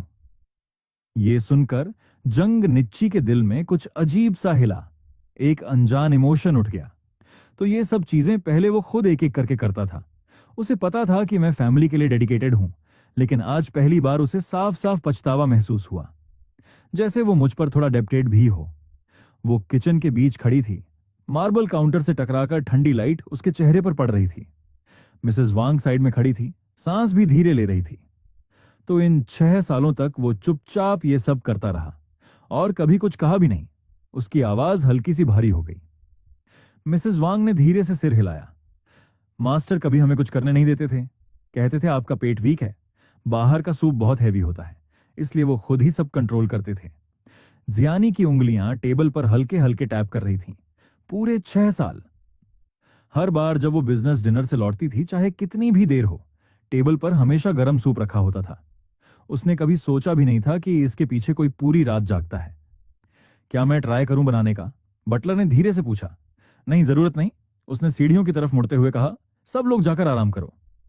मास्टर बेडरूम के पास से गुजरते हुए उसने एक्सोजेन की धीमी सांसें सुनी। वो नींद में पलटा। सिल्क कंबल से हल्की सी आवाज आई। जंग निची दरवाजे पर खड़ी रह गई। अचानक उसे पुराने दिन याद आ गए, जब वो पहली बार इस घर में आई थी। उसे ये अरेंज मैरिज वाला रिश्ता बिल्कुल पसंद नहीं था। वो अक्सर बहाने बनाकर बाहर रहती थी, घर देर से आती थी, लेकिन चाहे वो जब भी लौटती, मैं हमेशा लिविंग रूम में उसका इंतजार करता था। मेरी नींद बहुत हल्की थी, छोटी सी आवाज से भी जाग जाता था। कई बार जब वो आधी रात को आती तो मुझे सोफा पर सिकुड़कर सोया हुआ पाती। टीवी ऑन होता, वॉल्यूम सबसे कम पर। उस वक्त उसे मैं बिल्कुल पसंद नहीं था। वो मुझे देखकर भी नजरअंदाज कर देती, सीधे अपने कमरे में चली जाती, लेकिन मैं ये सब सालों तक करता रहा। फिर एक दिन उसने रुककर मुझे कंबल उड़ाया। सब कुछ कब बदल गया? शायद तब से जब एक्सो ज्यान वापस आया। वो धीरे धीरे घर कमाने लगी, बच्चों को भी उसके पास ले जाने लगी, उनका ज्यादा समय उसके साथ गुजरने लगा। ऐसा नहीं है कि मैंने कभी सवाल नहीं किया। मैंने गुस्से में कहा था, तुम मेरी वाइफ हो, ऊचिन और यूए मेरे बच्चे हैं, फिर तुम हर दिन किसी और के पास क्यों जाती हो? मैं कुछ पल रुका, आगे बोल नहीं पाया। आंखें लाल हो गई थीं। तुम लोग ऐसे हो गए हो कि मुझे समझ ही नहीं आता मैं तुम्हारे लिए क्या हूं, हस्बैंड या सिर्फ नाम का? लेकिन उस वक्त उसके दिमाग में सिर्फ ज्ञान था। वो घर आई, मेरी बात सुनी और मुझे ही अनरीजनेबल समझा। ठंडी आवाज में बोली, क्या तुम भूल गए? अगर तुम बीच में नहीं आते तो जेन ही इस फैमिली का हिस्सा होता। मैं वहीं खड़ा रह गया, उसकी आंखों में देखकर एक अजीब सा दर्द और यकीन टूटने का एहसास था। उस वक्त उसने पहली बार मेरी हालत देखी। मेरी आंखों में दर्द और यकीन न करने वाला एक्सप्रेशन। उसका दिल भी एक पल के लिए हल्का सा डगमगाया। लेकिन जीन ही वो इंसान था जिससे वो सच में प्यार करती थी, इसलिए उसने परवाह नहीं की। मैं वहीं खड़ा रहा, बिना कुछ बोले, फिर मुड़ा और चला गया। उसके बाद मैंने कभी इस बात का जिक्र नहीं किया, जैसे वो बातचीत कभी हुई ही नहीं, और वो ये सोचकर सेटिस्फाइड थी कि मैं अभी भी समझदार हूं। अचानक उसे कुछ अजीब सा महसूस हुआ, जैसे किसी ने उसे कंट्रोल किया हो। वो बच्चों के कमरे का दरवाजा खोलकर अंदर चली गई।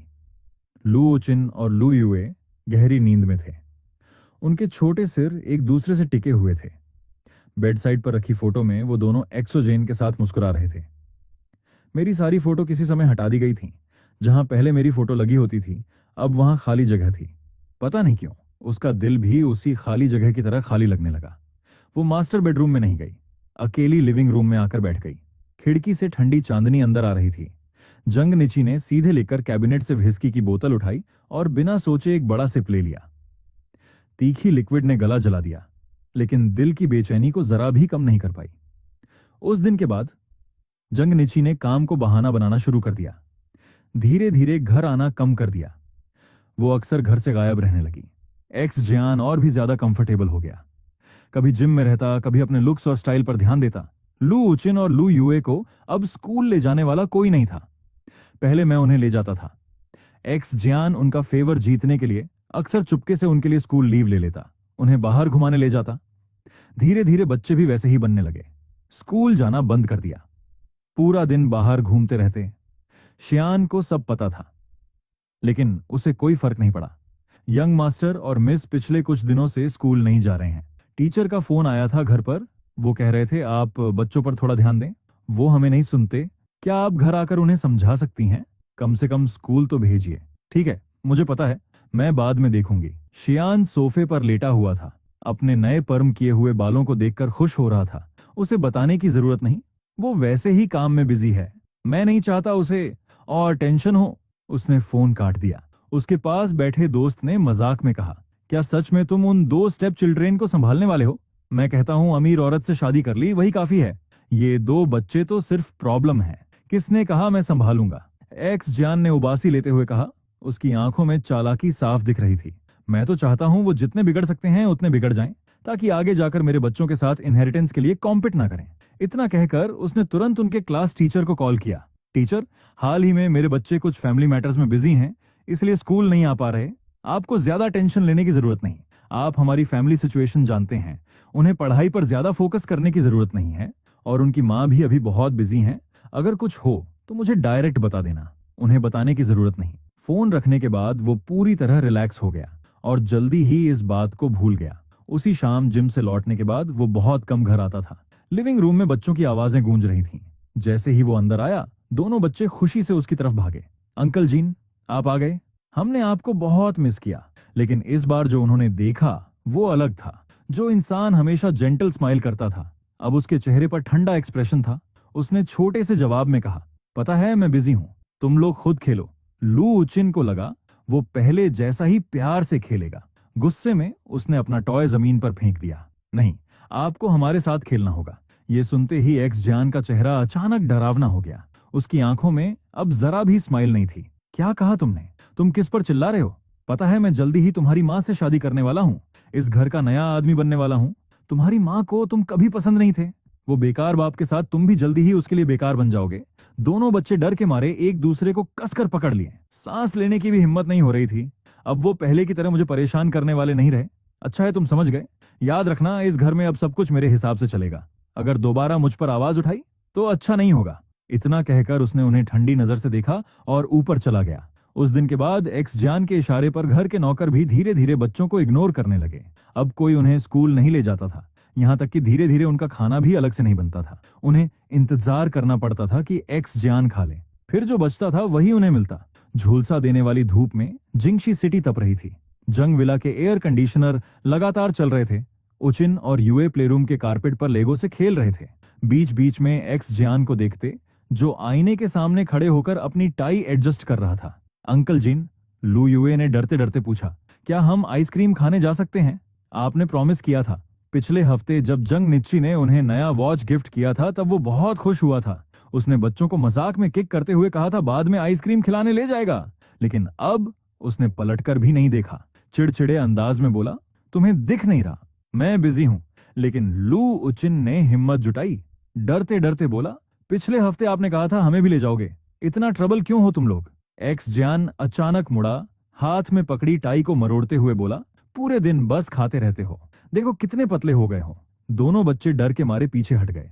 जब से पापा गए हैं, उन्हें अब अंकल जीन का कोई केयर फील नहीं होता। वो जेंटल और फ्रेंडली स्माइल अब पूरी तरह गायब हो चुकी थी। उसकी जगह सिर्फ चिढ़, गुस्सा और डांट रह गई थी। अपने कमरे में जाओ। शियान ने टिश्यू निकालकर अपने हाथ साफ करते हुए चिल्लाया, तुम्हें देखना भी इरिटेटिंग है। लू यूए की आंखों में आंसू भर आए, लेकिन उसने आवाज नहीं निकाली। पिछली बार जब वो रोई थी, अंकल जियान ने उसकी जांघ को जोर से दबाया था और धमकी दी थी, अगर उसने मां को बताया तो उसके सारे फेवरेट टॉयज फेंक देगा। इन दिनों जंग येंसी बहुत कम घर आने का बताती थी। जब वो शाम को घर आती, बच्चे पहले ही सो चुके होते। शियान बाथरोब पहनकर उसे रिसीव करता। उसके शरीर से आफ्टर शेव की हल्की खुशबू आ रही थी। उसकी स्किन बहुत स्मूथ और केयरफुली मेंटेन की हुई लग रही थी। काम खत्म हो गया, आखिर तुम घर आ ही गई, उसने जेंटल टोन में कहा और उसका कोट ले लिया। मर्जर प्रोजेक्ट में कुछ इश्यू थे, अब से मैं घर आ पाऊंगी। जंग नीची ने कोट उतारते हुए चारों तरफ देखा और अचानक पूछा, बच्चे कहाँ हैं? काफी समय से दिखे नहीं, जल्दी सो गए होंगे। डोंट वरी, मैं उनका बहुत अच्छा ख्याल रख रहा हूँ। शियान ने उसकी कमर पकड़ ली और कैजुअली बोला, नैन्सी, कल एक चैरिटी इवेंट है, मुझे एक अच्छा रिस्ट वॉच चाहिए। बात पूरी सुने बिना ही जंग निची ने सिर हिला दिया। खुद ही चुन लो, मेरा ब्लैक कार्ड यूज कर लेना। अगली सुबह ब्रेकफास्ट पर उसने बच्चों को देखा। जो चीज उसे अजीब लगी वो ये थी कि लू उचिन और लू यूए असामान्य रूप से चुप थे। ध्यान से देखने पर लगा बच्चे कमजोर हो गए हैं, उनके चेहरे पतले हो गए थे। जंग येंसी ने कॉफी कप नीचे रखा और फ्रोन करते हुए पूछा, क्या हुआ? कहीं तबीयत खराब है? नहीं नहीं। ये सुनते ही लू उचिन घबराकर सिर हिलाने लगा। उसका हाथ कांप रहा था। चम्मच बाउल से टकराई और आवाज आई। तभी जियान किचन से फ्रूट प्लेट लेकर आया। हल्की स्माइल के साथ बोला, डोंट वरी नैन्सी, बच्चे बिल्कुल ठीक हैं। उसने झुककर लू चेन के सिर पर प्यार से हाथ फेरा। उसका टोन बहुत जेंटल था, है ना उचिन? लू चेन का पूरा शरीर सख्त हो गया। उसने धीरे से जवाब दिया, हाँ। तभी जंग निची का फोन बजा। उसने स्क्रीन देखी और टेबल से उठ गई। कंपनी का काम है, मुझे जाना होगा। जैसे ही दरवाजा बंद हुआ, एक्स जान का चेहरा तुरंत बदल गया। उसने लू यूए के हाथ से दूध का कप छीन लिया। चेहरे पर चिढ़ साफ दिख रही थी। इतना धीरे पी रही हो? स्कूल लेट होना है क्या?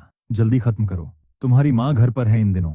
अब ठीक से स्कूल जाओ, कोई प्रॉब्लम मत करना, नहीं तो अच्छा नहीं होगा। उसकी धमकी काम कर गई। लू यूए डर के मारे कांपने लगी। जल्दी जल्दी ब्रेड खाने लगी, लेकिन गलती से गले में अटक गया। उसका चेहरा लाल हो गया। बेकार, शियान ने घृणा से मुंह बनाया, देखने की भी जरूरत नहीं समझी, चिल्लाया, बिल्कुल अपने बाप की तरह। उसी वक्त ऑफिस में जंग निची काम कर रही थी कि उसका फोन वाइब्रेट हुआ। बटलर का कॉल था। मैडम, यंग मास्टर को तेज बुखार है, 40.5 डिग्री। हमें डर है कुछ हो ना जाए। जंग निची ने फ्रोन करते हुए पूछा, डॉक्टर को बुलाया? बुलाया है, लेकिन मिस्टर एक्सो ने कहा अर्जेंट नहीं है, वो पार्टी में चले गए। ये सुनते ही जंग निची का एक्सप्रेशन बदल गया। उसकी आवाज में टेंशन साफ थी। मैं अभी आ रही हूं, फैमिली डॉक्टर को पहले चेक करने दो। जब वो बारिश में जल्दी जल्दी घर पहुंची, उसने देखा लुओचिन तेज बुखार में तप रहा था। उसका चेहरा लाल था, छोटा सा शरीर लगातार कांप रहा था। फैमिली डॉक्टर उसे आईवी दे रहा था। उसका एक्सप्रेशन सीरियस था। इतना सीरियस कैसे हो गया? मैडम, इसे 4 घंटे से हाई फीवर है, अगर और देर होती तो न्यूमोनिया हो सकता था। डॉक्टर ने धीरे लेकिन सख्त आवाज में कहा, बच्चे की बॉडी पहले से ही वीक है, इसे पहले ट्रीट करना चाहिए था। यह सुनकर जंग निच्ची का दिल कस गया। उसे याद आया, जब मैं था, बच्चे को हल्का सा भी बुखार होता तो मैं तुरंत नोटिस कर लेता, बिना थर्मामीटर के भी पता लगा लेता कितना फीवर है। एक्स जान कहाँ है? दिख क्यों नहीं रहा? बटलर हिचकिचाया, फिर बोला, उन्होंने कहा यह बस मामूली सर्दी है, वो प्रेसिडेंट वांग की बर्थडे पार्टी में गए हैं। जंग निची ने तुरंत फोन उठाया और उसे कॉल किया। फोन काफी देर तक बजता रहा, फिर उठा।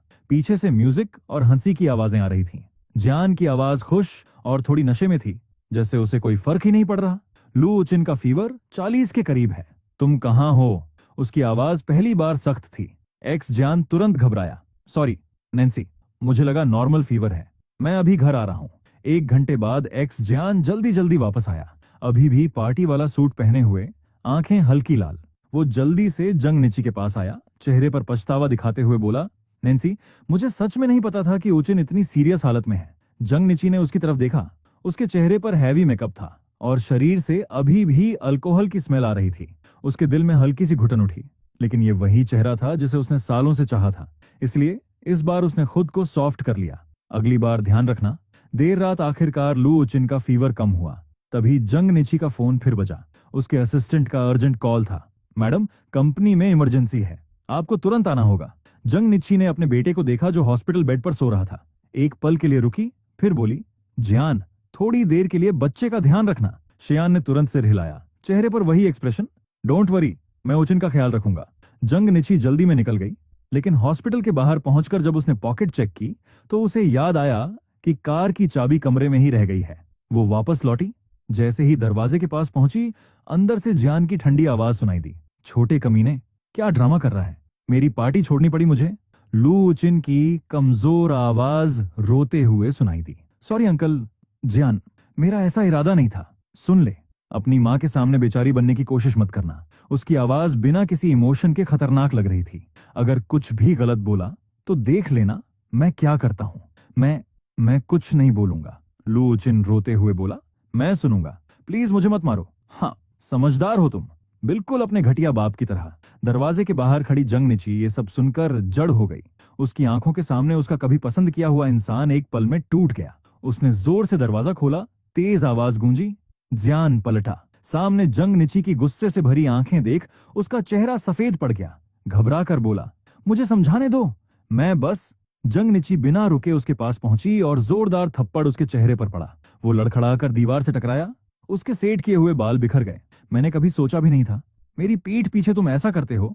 आज तुम मेरे बच्चे को मारते हो, धमकाते हो, कल क्या मेरे ऊपर भी चढ़ जाओगे? निकल जाओ। जंग निची की आवाज बर्फ जैसी ठंडी थी। आज ही अपना सारा सामान लेकर इस घर से निकल जाओ और दोबारा मुझे दिखाई मत देना। शियान जमीन से उठते हुए गिड़गिड़ाने लगा, मैं बस थोड़ा इम्पेशेंट हो गया था। मैं सच में इन बच्चों से प्यार करता हूँ, आगे से अच्छा बर्ताव करूंगा। जंग निची ठंडे अंदाज में हंसी, मारना, डांटना, धमकाना, यही तुम्हारा प्यार है। वो मुड़ी और हॉस्पिटल बेड पर पड़े लुओचिन को देखा। बच्चा डर के मारे सिकुड़ा हुआ था, चेहरा आंसुओं से भरा हुआ। जंग निची का दिल जैसे कट गया। वो कैसे इतनी अंधी हो गई थी कि अपने बच्चों का डर नहीं देख पाई। मम्मी, लुओचिन ने डरते हुए हाथ बढ़ाया, आंखों में डर भरा था। मैंने गलती की, मैं अंकल की बात मानूंगा, प्लीज मुझे छोड़ना मत। जंग निची घुटनों के बल बैठ गई, अपने बेटे का गर्म हाथ कसकर पकड़ लिया। ये तुम्हारी गलती नहीं है, ये माँ की गलती है। उसने जियान की तरफ देखा।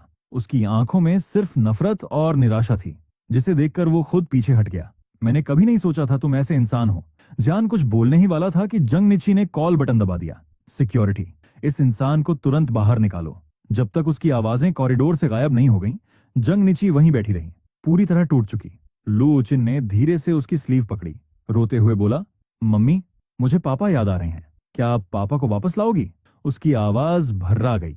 जंग निची को वो दिन याद आया जब मैं घर छोड़कर गया था।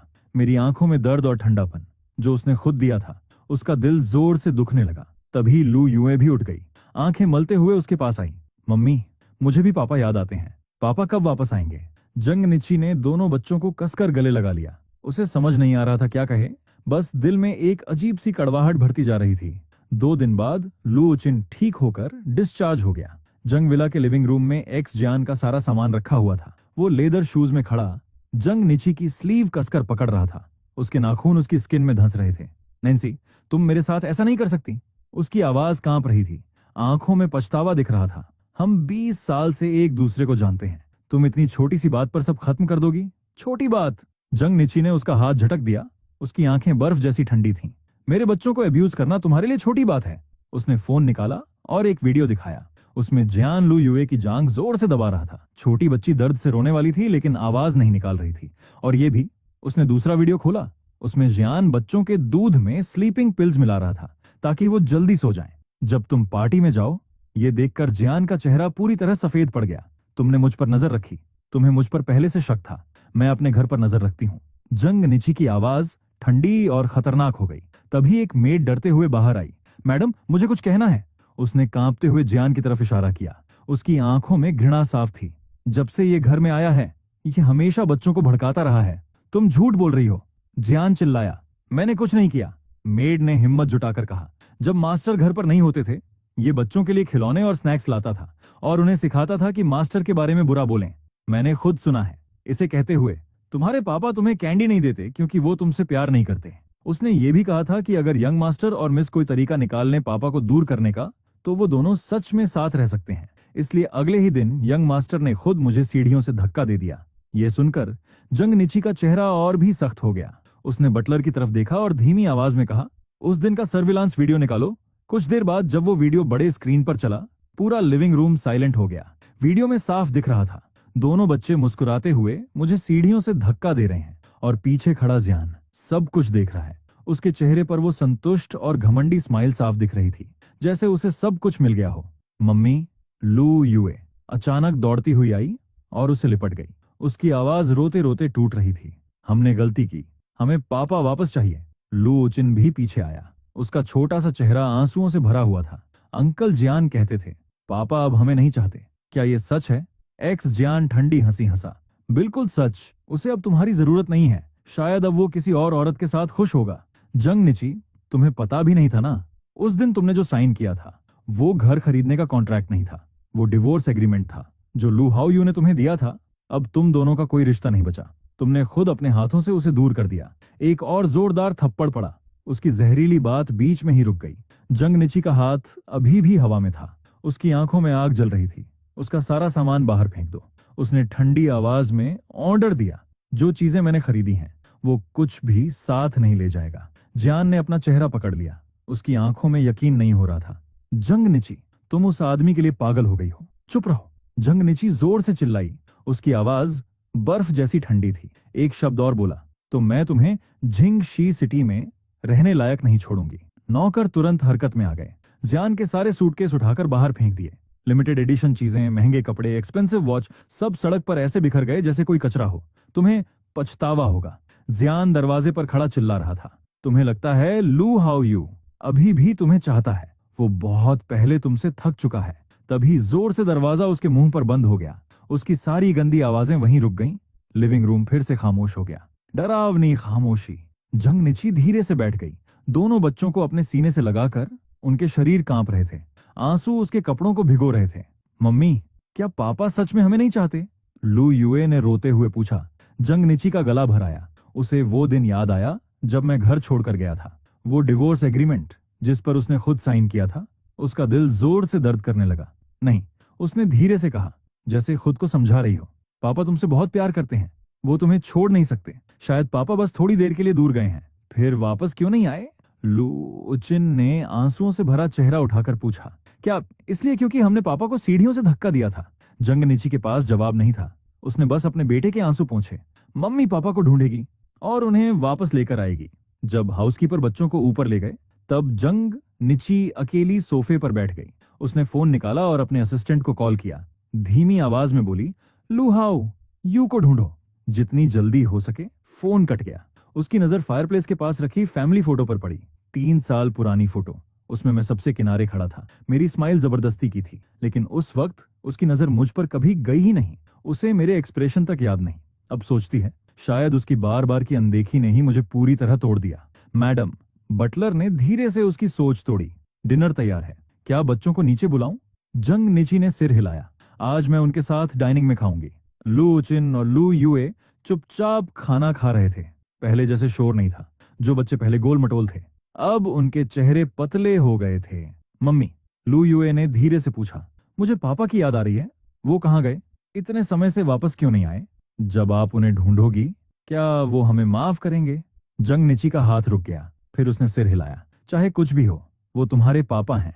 पहले वो तुमसे बहुत प्यार करते थे। रात के सन्नाटे में जंग निची स्टडी रूम में खड़ी थी। पिछले 6 महीनों की सर्विलांस फुटेज देख रही थी। हर वीडियो में मैं चुपचाप घर का काम करता दिख रहा था, बच्चों का ख्याल रखता, उसका इंतजार करता। मैं कम मुस्कुराता था, लेकिन जब भी बच्चों को जरूरत होती, मैं हमेशा उनके सामने होता। जब तक वो दिन नहीं आया जब बच्चों ने मुझे सीढ़ियों से धक्का दिया और उसने एक बार भी मुड़कर नहीं देखा। जंग निची ने वीडियो बंद कर दिया। उसका दिल भारी हो गया। जब वो मुझे ढूंढकर वापस लाएगी, इस बार वो मेरे साथ अच्छा बर्ताव करेगी। वो खिड़की के पास खड़ी थी। अपनी उंगलियों से रोज वो टेबल पर हल्की टैप कर रही थी। टेबल पर कुछ फोटो फैले हुए थे, जो उसके असिस्टेंट ने अभी दिए थे। हर फोटो जैसे उसकी आंखों में चुभ रहा था। कंफर्म है, ये वही है। उसकी आवाज बहुत गहरी और खतरनाक हो गई। असिस्टेंट ने पसीना पोंछते हुए कहा, जी मैडम, मास्टर ने यून चांग में एक बुक स्टोर खोला है। ये फोटो पिछले हफ्ते की है। फोटो में मैं एक बुक स्टोर के सामने खड़ा था, जिसका नाम था हाउ यू। पेड़ों की पत्तियों के बीच से छनकर आती धूप मेरे ऊपर गिर रही थी। मेरे शरीर पर छोटे छोटे शैडो बन रहे थे। मैंने सिंपल लिनन शर्ट पहनी हुई थी। बाल पहले से छोटे थे। मैं झुककर एक छोटी लड़की से बात कर रहा था, जो लगभग 5 से 6 साल की थी। मेरी आंखों के बीच अब एक सॉफ्टनेस थी, जो बहुत समय से नहीं दिखी थी, लेकिन सबसे ज्यादा ध्यान खींचने वाली चीज थी। मेरे पास खड़ी एक छोटी सी औरत, उसकी जेंटल आंखें मुझ पर टिकी हुई थीं।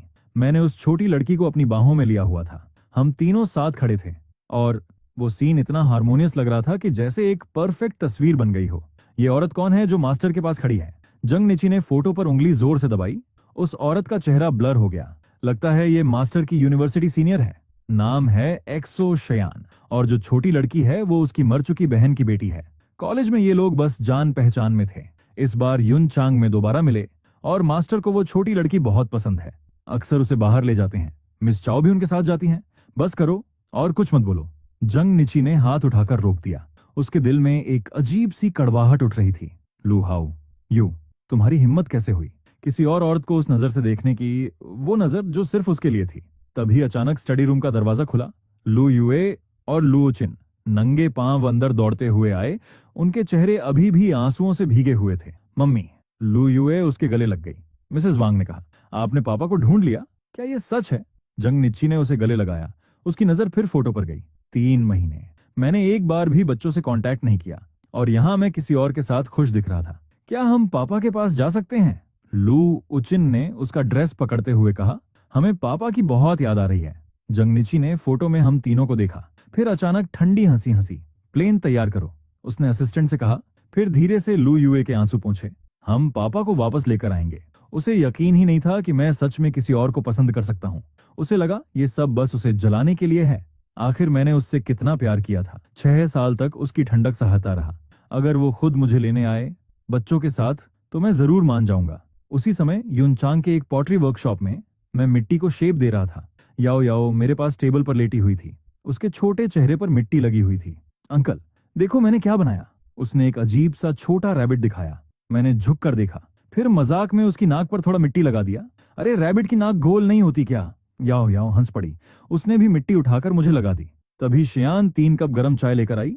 उसके चेहरे पर भी थोड़ी मिट्टी लगी थी। तुम दोनों? उसने हल्के से सिर हिलाया, लेकिन उसकी स्माइल छुप नहीं पाई। तुमने तो इस जगह को बैटलफील्ड बना दिया।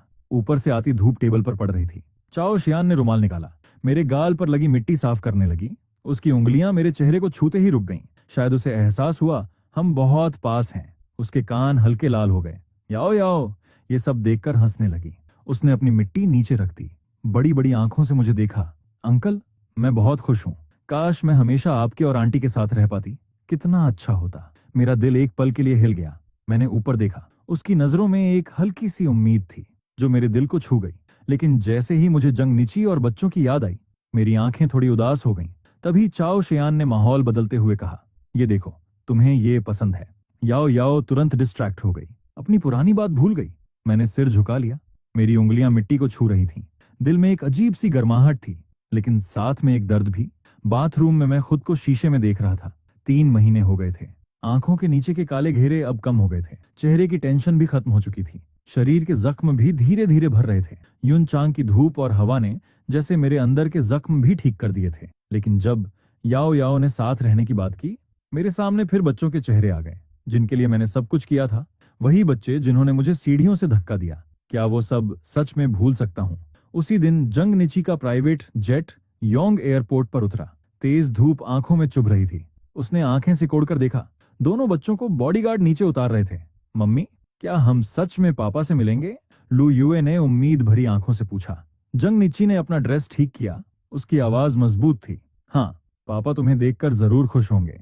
असिस्टेंट जल्दी से आगे आया और एक डॉक्यूमेंट थमाया। मैडम, हमने मास्टर की लोकेशन कंफर्म कर ली है। वो अभी शहर के ईस्ट साइड में एक पॉटरी वर्कशॉप में है, उन्हीं 2 लोगों के साथ। डॉक्यूमेंट में एक चोरी से ली गई फोटो भी थी। मैं एक छोटी लड़की के सामने बैठा था, उसके चेहरे से मिट्टी साफ कर रहा था, और मेरे पास एक लंबी महिला खड़ी थी, हमें देखते हुए मुस्कुरा रही थी। कांच की खिड़की से आती धूप हम तीनों पर पड़ रही थी। एक ऐसा वार्म सीन बना रही थी जो आंखों को चुभ जाए। जंग निची की उंगलियां अनजाने में कस गईं। फोटो का कोना मरोड़ दिया। जिस तरह वो औरत मुझे देख रही थी, वो नजर उसे बहुत अच्छी तरह याद थी। वही सॉफ्टनेस जो मैंने कभी उसे नहीं दी। गाड़ी तैयार करो, उसने ठंडी आवाज में कहा। अभी वहीं चलते हैं। पूरे रास्ते लू चिन और लू युए असामान्य रूप से चुप थे। दोनों खिड़की के बाहर देख रहे थे, अनजान शहर को देखते हुए। उनके छोटे हाथ बेचैनी से अपने कपड़ों को पकड़ रहे थे। जंग निची ने नोटिस किया, आज दोनों बच्चों ने वही कपड़े पहने हैं जो मैंने पिछले साल उनके लिए खरीदे थे। मम्मी, लू चिन ने धीरे से पूछा, क्या आपको लगता है पापा हमें माफ कर देंगे? जंग निची तुरंत जवाब नहीं दे पाई। उसके दिमाग में वही सीन घूम गया जब मुझे सीढ़ियों से धक्का दिया गया था, मेरा दर्द भरा चेहरा और फिर मेरा मुड़कर चले जाना। वो माफ कर देंगे? आखिर में उसने बस इतना कहा जैसे खुद को ही समझा रही हो। पापा तुमसे सबसे ज्यादा प्यार करते हैं, वो तुम्हें कैसे छोड़ सकते हैं? गाड़ी एक पॉटरी वर्कशॉप के सामने रुकी। बड़े कांच के अंदर जंग निची ने मुझे तुरंत देख लिया। मैं सिंपल व्हाइट टी-शर्ट और जीन्स में था, पूरी फोकस के साथ मिट्टी को शेप दे रहा था। धूप मेरे चेहरे पर गोल्डन ग्लो दे रही थी, मुझे और भी सॉफ्ट दिखा रही थी। तभी याओ याओ ने शरारत से मिट्टी उठाकर मेरे चेहरे पर लगा दी। जंग निची को उम्मीद थी मैं गुस्सा करूंगा, लेकिन मैं हंस पड़ा और मजाक में उसे भी मिट्टी लगाने की धमकी दी। मैं खुलकर हंस रहा था, पूरी तरह खुश। वो स्माइल जो जंग निची ने बहुत समय से नहीं देखी थी। पापा, ये कहते हुए लू युए अचानक बॉडीगार्ड का हाथ छुड़ाकर अंदर भागी। जंग निची उसे रोक नहीं पाई, जल्दी से पीछे गई। जैसे ही दरवाजा खुला, विंड चाइम बजा। मैंने आवाज सुनी और ऊपर देखा। मेरी स्माइल तुरंत रुक गई। युए, मेरी आवाज हल्की कांप गई। मेरी नजर बच्चे से होती हुई जंग निची पर गई, लेकिन मेरे चेहरे पर खुशी नहीं थी, सिर्फ दूरी और ठंडापन। तुम लोग यहाँ क्यों आए हो? मुझे कैसे ढूंढा? याओ याओ ने अजनबियों को देखकर डरकर मेरे पीछे छुप गई। चाओ शियान तुरंत खड़ी हो गई, हमें प्रोटेक्ट करते हुए। पापा, लू चिन भी अंदर आया और मेरे पैर पकड़ लिए। उसकी आंखों में आंसू थे। हमें आपकी बहुत याद आई इन दिनों। क्या आप इन्हीं लोगों के साथ थे? क्या इन्हीं की वजह से? उसकी नजर याओ याओ पर पड़ी। वो गुस्से से उसे घूरने लगा। छोटी लड़की डरकर मेरी शर्ट पकड़ ली। मैं वहीं खड़ा रह गया, मेरा हाथ हवा में ही रुका रह गया। समझ नहीं आ रहा था क्या करूं, लेकिन जैसे ही मैंने लू उचिन की आंखों में देखा, मुझे सब याद आ गया। मेरा एक्सप्रेशन तुरंत ठंडा हो गया। मैंने धीरे से एक कदम पीछे लिया। मेरी नजर बच्चों, चाओ शियान और आखिर में जंग निची पर जाकर रुकी। तुम लोग यहाँ क्या कर रहे हो? मेरी आवाज बहुत शांत थी। जंग निची आगे बढ़ी। उसकी नजर चाओ शियान से होती हुई मुझ पर आकर रुकी। लू हाओ यू, हम तुम्हें घर ले जाने आए हैं। अब ये सब खत्म करो, तुम्हारी सजा काफी हो गई। बच्चों को भी अपनी गलती समझ आ गई है। जल्दी हमारे साथ चलो। वर्कशॉप में अचानक खामोशी छा गई। सब लोग हमारी तरफ देखने लगे। घर? मैं हल्का सा हंसा, ठंडी हंसी। कौन सा घर? पापा, हमारे साथ चलो। लू युए ने मेरा हाथ पकड़कर हिलाया। उसकी आंखों में अब जिद नहीं थी, सिर्फ रिक्वेस्ट और डर था। हम आपको नाराज नहीं करेंगे, सच में। पापा, लू उचिन भी जल्दी से बोला, हमने अंकल जियान को भगा दिया। मम्मी ने कहा, अब से आप ही हमारे पापा हो। मेरा एक्सप्रेशन हल्का सा बदला, मैं नीचे बैठ गया। बच्चों की आंखों के लेवल पर मैं तुम्हारे साथ वापस नहीं जाऊंगा, क्योंकि हर चीज सिर्फ सॉरी बोलने से ठीक नहीं होती। क्यों? लू युए की आंखों से आंसू गिरने लगे। क्या आप हमें अब प्यार नहीं करते? ये सवाल सीधा दिल में लगा। मैंने कड़वी स्माइल के साथ कहा, पापा को सीढ़ियों से धक्का देना, पापा पर झूठा इल्जाम लगाना, ये सब किसने किया? क्या ये तुमने नहीं किया? तुम ही थे जो चाहते थे कि मैं नहीं, कोई और तुम्हारा पापा बने। ये बातें तुमने खुद नहीं कही थी। मैं मानता हूं, मैं शायद परफेक्ट पापा नहीं था, लेकिन मैंने हमेशा पूरी कोशिश की, तुम्हें प्यार दिया, तुम्हारा ख्याल रखा। फिर भी ऐसा क्यों हुआ? दोनों बच्चों के चेहरे शर्म से झुक गए, कुछ बोल नहीं पाए, लेकिन लू उचिन ने हार नहीं मानी। पापा, पहले हमें समझ नहीं था, अब हमें अपनी गलती पता है, प्लीज हमें माफ कर दो। तभी याओ ने धीरे से कहा, अंकल आप जाएंगे क्या? उसका छोटा हाथ मेरी शर्ट को कसकर पकड़े हुए था, उसकी आंखों में आंसू थे। चाओ शियान झुककर उसे उठाने लगी। याओ उसे धीरे से दिलासा दे रही थी, डर मत, वो जहां भी जाएगा तुम्हें छोड़कर नहीं जाएगा। हमें उसकी चॉइस रिस्पेक्ट करनी चाहिए, और अगर वो यहां नहीं भी रहा तो भी वो तुमसे मिलने जरूर आएगा। जंग निची ये सब देख रही थी। उसके अंदर एक अजीब सा गुस्सा उबलने लगा। ये औरत आखिर है कौन? किस हक से इतनी करीब की बातें कर रही है? किस हक से वो बच्चे को गोद में लेकर लू हाओ यू के पास खड़ी है, जैसे वो एक फैमिली हो? लू हाओ यू, अब जिद छोड़ो। बच्चों को एक पिता की जरूरत है। क्या तुम अपने ही बच्चों को नहीं पालना चाहते? लेकिन दूसरों के लिए खड़े हो। उन्हें मेरी जरूरत है। मैं खड़ा हुआ। मेरी आंखों में एक ऐसी ठंडक थी जो जंग निची ने कभी नहीं देखी थी। जब उन्होंने मुझे सीढ़ियों से धक्का दिया था, तब उन्हें मेरी जरूरत थी। जब उन्होंने सबके सामने कहा था कि वो मुझसे नफरत करते हैं, तब उन्हें मेरी जरूरत थी। जब उन्होंने एक्स जियान को पापा कहा, तब उन्हें मेरी जरूरत थी। हर सवाल एक थप्पड़ की तरह था। जंग निची चुप हो गई। दोनों बच्चे और जोर से रोने लगे। मेरी शर्ट पकड़कर, हमें माफ कर दो पापा। लू युए रोते रोते सांस भी नहीं ले पा रही थी। अब से हम सिर्फ आपसे प्यार करेंगे, कभी आपको दुख नहीं देंगे। मेरी आंखें लाल हो गईं, लेकिन मेरा फैसला नहीं बदला। चाओ शियान ने चुपचाप मुझे एक टिश्यू दिया। ये छोटा सा काम ही जंग निची को और गुस्सा दिला गया। उसने ठंडी आवाज में कहा, तुम होती कौन हो? हमारे फैमिली मैटर में बोलने वाली? चाओ शियान ने शांत तरीके से अपने चश्मे को ठीक किया। उसकी आवाज स्थिर थी। मैं लू हाओ यू की दोस्त हूं, और जहां तक हक की बात है, उसने रोते हुए बच्चों की तरफ देखा जो उसे चोट पहुंचा चुके हैं। उन्हें ये सवाल पूछने का कोई हक नहीं है। जंग निची की मुट्ठी इतनी कस गई कि आवाज आने लगी। माहौल इतना टेंशन से भरा था जैसे अभी कुछ भी हो सकता है। तभी याओ ने धीरे से कहा, अंकल, हमने जो बाउल बनाया था वो अभी पूरा नहीं हुआ। इस एक लाइन ने मुझे फैसला लेने में मदद कर दी। मैंने गहरी सांस ली और जंग निची की तरफ देखकर कहा, बच्चों को लेकर जाओ। मैंने दोबारा कहा, हमारे बीच अब कुछ भी बाकी नहीं है। पापा, दोनों बच्चे एक साथ चिल्लाए। मेरे पैरों से लिपट गए। प्लीज हमें मत छोड़ो। कुछ देर के लिए पूरा सीन बिखर गया। दुकान का मालिक भी समझ नहीं पा रहा था क्या करे। कुछ लोग वीडियो बनाने लगे। मैं उस भीड़ के बीच खड़ा था। मेरा चेहरा सफेद पड़ चुका था। मेरे हाथ हल्के कांप रहे थे। जंग निची को अचानक एहसास हुआ कि उसने बहुत बड़ी गलती कर दी। उसे लगा था बच्चों को लाकर वो मुझे मना लेगी, लेकिन उसने मेरे दर्द के बारे में सोचा ही नहीं। कुछ जख्म सिर्फ सॉरी बोलने से नहीं भरते, जैसे टूटा हुआ बर्तन, चाहे कितना भी जोड़ लो, दरारें हमेशा दिखती हैं। उसने मुश्किल से कहा, उचिन, युए, चलो घर चलते हैं। नहीं, लो, उचिन रोते हुए बोला। उसने मेरी शर्ट और कसकर पकड़ ली। हमें पापा चाहिए। मम्मी ने कहा था आज हमें पापा को साथ लेकर जाना है। मैंने आंखें बंद कर लीं। आंसू चुपचाप बह गए। चाओ शियान ने चुपचाप याओ का हाथ पकड़ा। छोटी लड़की ने तुरंत मेरी उंगली पकड़ ली, जैसे मुझे ताकत दे रही हो। मैंने खुद को संभाला और ठंडी आवाज में कहा, शियान, इन्हें यहां से ले जाओ। मैंने जो कुछ कहा है वो बदलने वाला नहीं है। जो कुछ तुम लोगों ने किया मैं माफ नहीं कर सकता। अगर तुम लोग सिर्फ खर्चे की बात करने आए हो तो मैं पैसे भेज दूंगा, लेकिन बाकी किसी भी चीज के लिए मुझसे बात मत करना। अगर दोबारा यहां आए तो मैं पुलिस बुलाने में हिचकिचाऊंगा नहीं। ये शब्द जैसे किसी भारी वार की तरह थे। जंग निची का पूरा भरोसा टूट गया। उसे लगा था मैं बच्चों के लिए मान जाऊंगा, लेकिन मैंने पूरी तरह मुड़कर देखना भी छोड़ दिया। वो झुकी और बच्चों को पकड़ लिया। उनके रोने और छूटने की कोशिश के बावजूद उन्हें लेकर दरवाजे की तरफ चली गई। बाहर जाने से पहले उसने एक बार पीछे मुड़कर देखा। मैं नीचे बैठा याओ को समझा रहा था। चाओ शियान मेरे पास खड़ी थी। हम तीनों की परछाई एक फैमिली जैसी लग रही थी। वर्कशॉप में फिर से सन्नाटा छा गया। मैं मशीन की तरह मिट्टी को दबा रहा था। मेरी उंगलियां सफेद पड़ गई थीं। याओ मेरे पास चुप बैठी थी। बीच बीच में मुझे देख रही थी। आखिर वो खुद को रोक नहीं पाई। अंकल, क्या आप बहुत दुखी हो? मेरा हाथ रुक गया। मैंने जबरदस्ती स्माइल की। नहीं याओ, टेंशन मत लो, अंकल तुम्हारे लिए बाउल पूरा करेगा। चाओ शियान चुपचाप एक कप गर्म पानी रख गई। क्या तुम थोड़ा रेस्ट करोगे? मैंने सिर हिलाया। मेरी नजर उस अधूरे बाउल पर टिक गई। उसका शेप भी बिगड़ा हुआ था, बिल्कुल मेरे दिल की तरह। लू उचिन और लू युए के रोते हुए चेहरे बार बार सामने आ रहे थे। मेरा सीना भारी हो रहा था। वो बहुत पतले हो गए हैं। मैंने धीरे से कहा, जैसे खुद से बात कर रहा हूं। शियान कुछ नहीं बोली, बस मेरे पास खड़ी रही। खिड़की से आती धूप टेबल पर पड़ रही थी। याओ याओ का बनाया छोटा बाउल हल्की चमक दे रहा था। आंटी, याओ याओ ने सोचा, फिर बोली, हम अंकल के लिए एक गिफ्ट बनाएं। चाओ शियान ने उसके सिर पर हाथ फेरा। क्या बनाना है? एक छोटा घर, याओ याओ खुशी से बोली, ताकि अंकल के पास नया घर हो। उसकी मासूम बात सुनकर मेरी आंखें भर आईं। मैंने उसे ध्यान से मिट्टी बनाते देखा और शियान को उसे सिखाते हुए अचानक मुझे एहसास हुआ कब ये दोनों मेरी जिंदगी का हिस्सा बन गए। याओ याओ, तुम अंकल के लिए घर क्यों बनाना चाहती हो? मैंने धीरे से पूछा। उसने अपनी साफ आंखों से मुझे देखा। क्योंकि अंकल खुश नहीं है। आंटी कहती हैं, घर वो जगह होती है जहां इंसान खुश रहता है। मैं चाहती हूं अंकल खुश रहें। मेरी आंखें फिर से लाल हो गईं। चाओ शियान ने हल्का सा सिर झुका लिया, थोड़ी शर्मिंदगी के साथ। उसके कान हल्के लाल हो गए।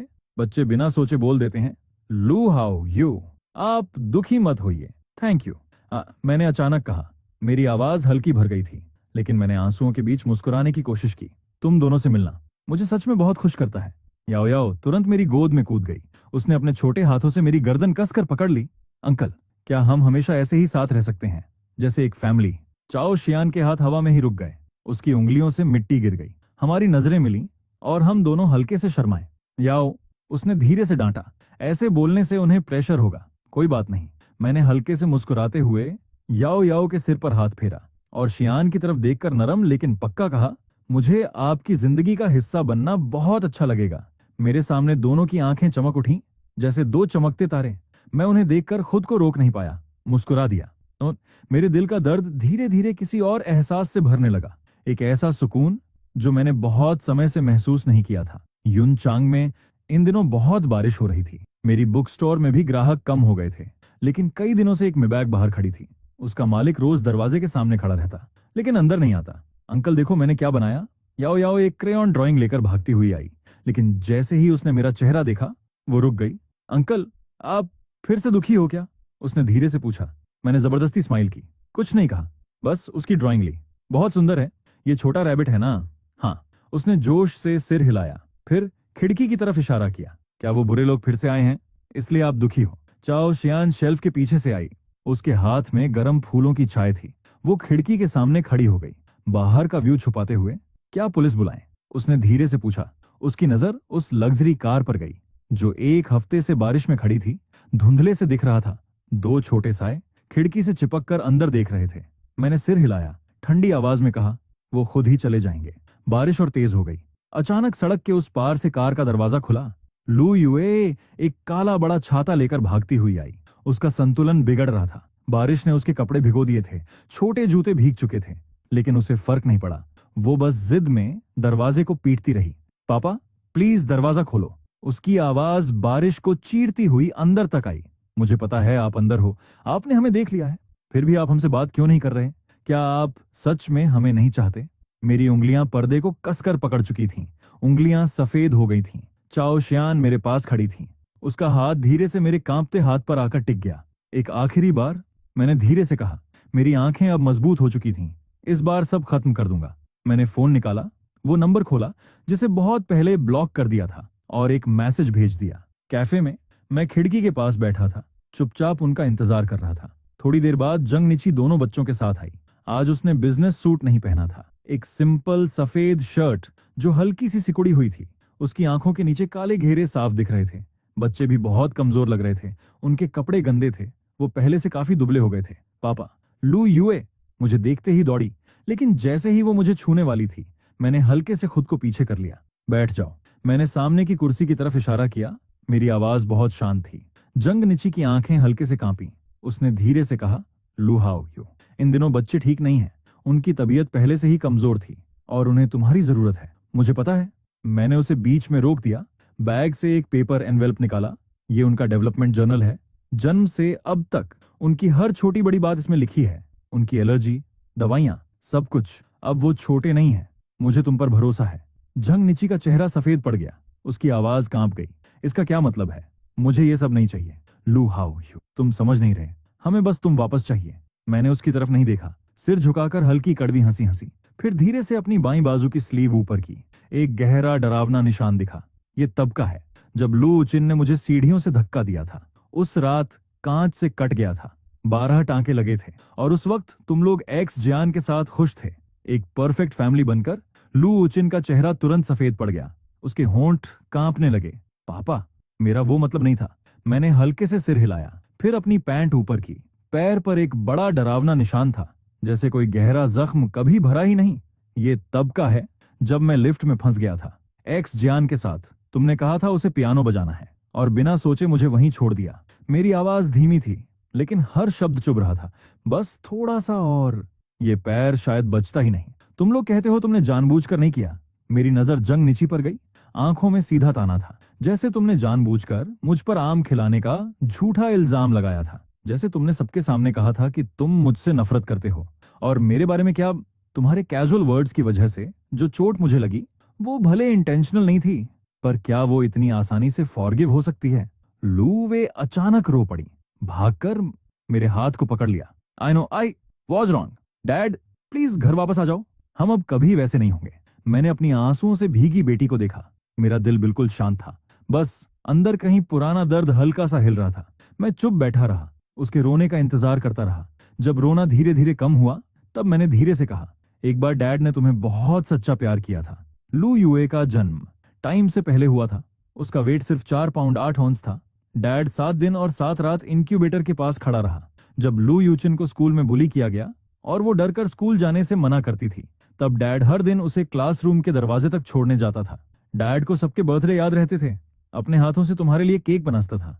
लेकिन प्यार भी खत्म हो जाता है जब तुमने डैड को सीढ़ियों से धक्का दिया, कहा कि तुम डैड को फिर कभी नहीं देखना चाहती, और शियान को अपना फादर चुन लिया। उसी दिन हमारा रिश्ता खत्म हो गया। मैं खड़ा हुआ, कप के नीचे कॉफी के पैसे रखे, और एक एक शब्द साफ बोला, आज डैड यहाँ सिर्फ ये बताने आया है कि डैड अब कभी वापस नहीं आएगा। सिर्फ इसलिए नहीं कि डैड की नई लाइफ अब ब्राइट है, बल्कि इसलिए भी कि वो पास्ट के दलदल में फिर से फंसना नहीं चाहता, और अब तुम्हारे साथ बिना मतलब उलझना नहीं चाहता। ये कहकर मैं बिना रुके मुड़ा और बाहर निकल गया। पीछे से लू युए की दिल तोड़ देने वाली आवाज गूंजती रही, लेकिन मेरे कदम एक सेकंड के लिए भी नहीं रुके। डैड प्लीज हमें मत छोड़ो। मैंने सड़क के उस पार कैफे का दरवाजा खोला। छाओ शियान, याओ याओ का हाथ पकड़कर कार के पास खड़ी थी। जैसे ही याओ ने मुझे देखा, वो तुरंत भाग कर आई, मेरी बाहों में कूद गई। उसके छोटे छोटे हाथ मेरे चेहरे को छूते हुए घबराहट से पूछने लगे, अंकल शालू, आप ठीक हो? उन्होंने आपको बुली तो नहीं किया? मैंने उसे उठाया, उसके सॉफ्ट गाल पर किस किया। अंकल बिल्कुल ठीक है, चलो घर चलते हैं। चाओ शियान मेरे पास आई, कुछ नहीं पूछा, बस धीरे से मेरा हाथ पकड़ लिया। 3 लोगों की परछाइयां धूप में कार की तरफ बढ़ रही थीं। सब कुछ इतना शांत और हार्मोनियस लग रहा था। उधर कैफे में लू युए का रोना धीरे धीरे थम गया। जांग निची खिड़की के बाहर खाली नजर से देख रही थी। उसने मुझे एक अनजान कार में बैठते देखा, उस छोटी लड़की को मेरे पास सिमटते देखा, और उस अनजान औरत को मेरा सीट बेल्ट लगाते देखा। मम्मा। लू यूचिन ने उसका कपड़ा पकड़ लिया। उसकी आवाज में पहली बार सच्चा डर था। क्या डैड सच में हमें अब नहीं चाहते? जांग निची के पास कोई जवाब नहीं था। जो यकीन लेकर वो यहाँ आई थी, अब उसका एक भी हिस्सा नहीं बचा था। इस बार सच में उन्होंने मुझे खो दिया था। मैं बालकनी में खड़ा था, याओ को गार्डन में फूलों को पानी देते देख रहा था। याओ याओ ने हल्की पीली ड्रेस पहनी थी, एक उलझा हुआ नर्सरी राइम गुनगुनाते हुए इधर उधर कूद रही थी। वो इतनी खुश लग रही थी। क्या सोच रहे हो? पीछे से किसी ने मुझे गले लगा लिया। चाओ शियान की ठुड्डी हल्के से मेरी पीठ पर टिकी थी। उसके शरीर से अभी भी डिसइंफेक्टेंट की हल्की खुशबू आ रही थी। शायद वो अभी अपनी शिफ्ट से लौटी थी। मैं पलटता उससे पहले ही हल्का सा हंस पड़ा। मैं हमारी पहली मुलाकात याद कर रहा था, जब तुम याओ याओ को लेकर मेरी पिक्चर बुक्स देखने आई थी। चाओ शियान हल्के से हंसी, उसकी आंखों में नरमी भरी थी। उस वक्त मैंने सोचा था, इतने साल बाद भी स्कूल का ये जूनियर इतना हैंडसम कैसे हो सकता है? तुम तो काफी फ्लैटरर हो, मैंने हल्के से हंसते हुए कहा। हमारी हंसी सुनकर याओ अलर्ट हो गई। यार्ड में खड़ी याओ ने वाटरिंग कैन फेंकी और एक छोटी तितली की तरह भाग कर आई। आंटी, अंकल, आप दोनों क्या सीक्रेट बात कर रहे हो? चाओ शियान झुकी, याओ याओ को उठाया, उसके मिट्टी लगे छोटे चेहरे पर किस किया। आंटी अंकल से पूछ रही थी, क्या अंकल हमारे साथ हमेशा रहना चाहते हैं? याओ याओ की आंखें तुरंत चमक उठी।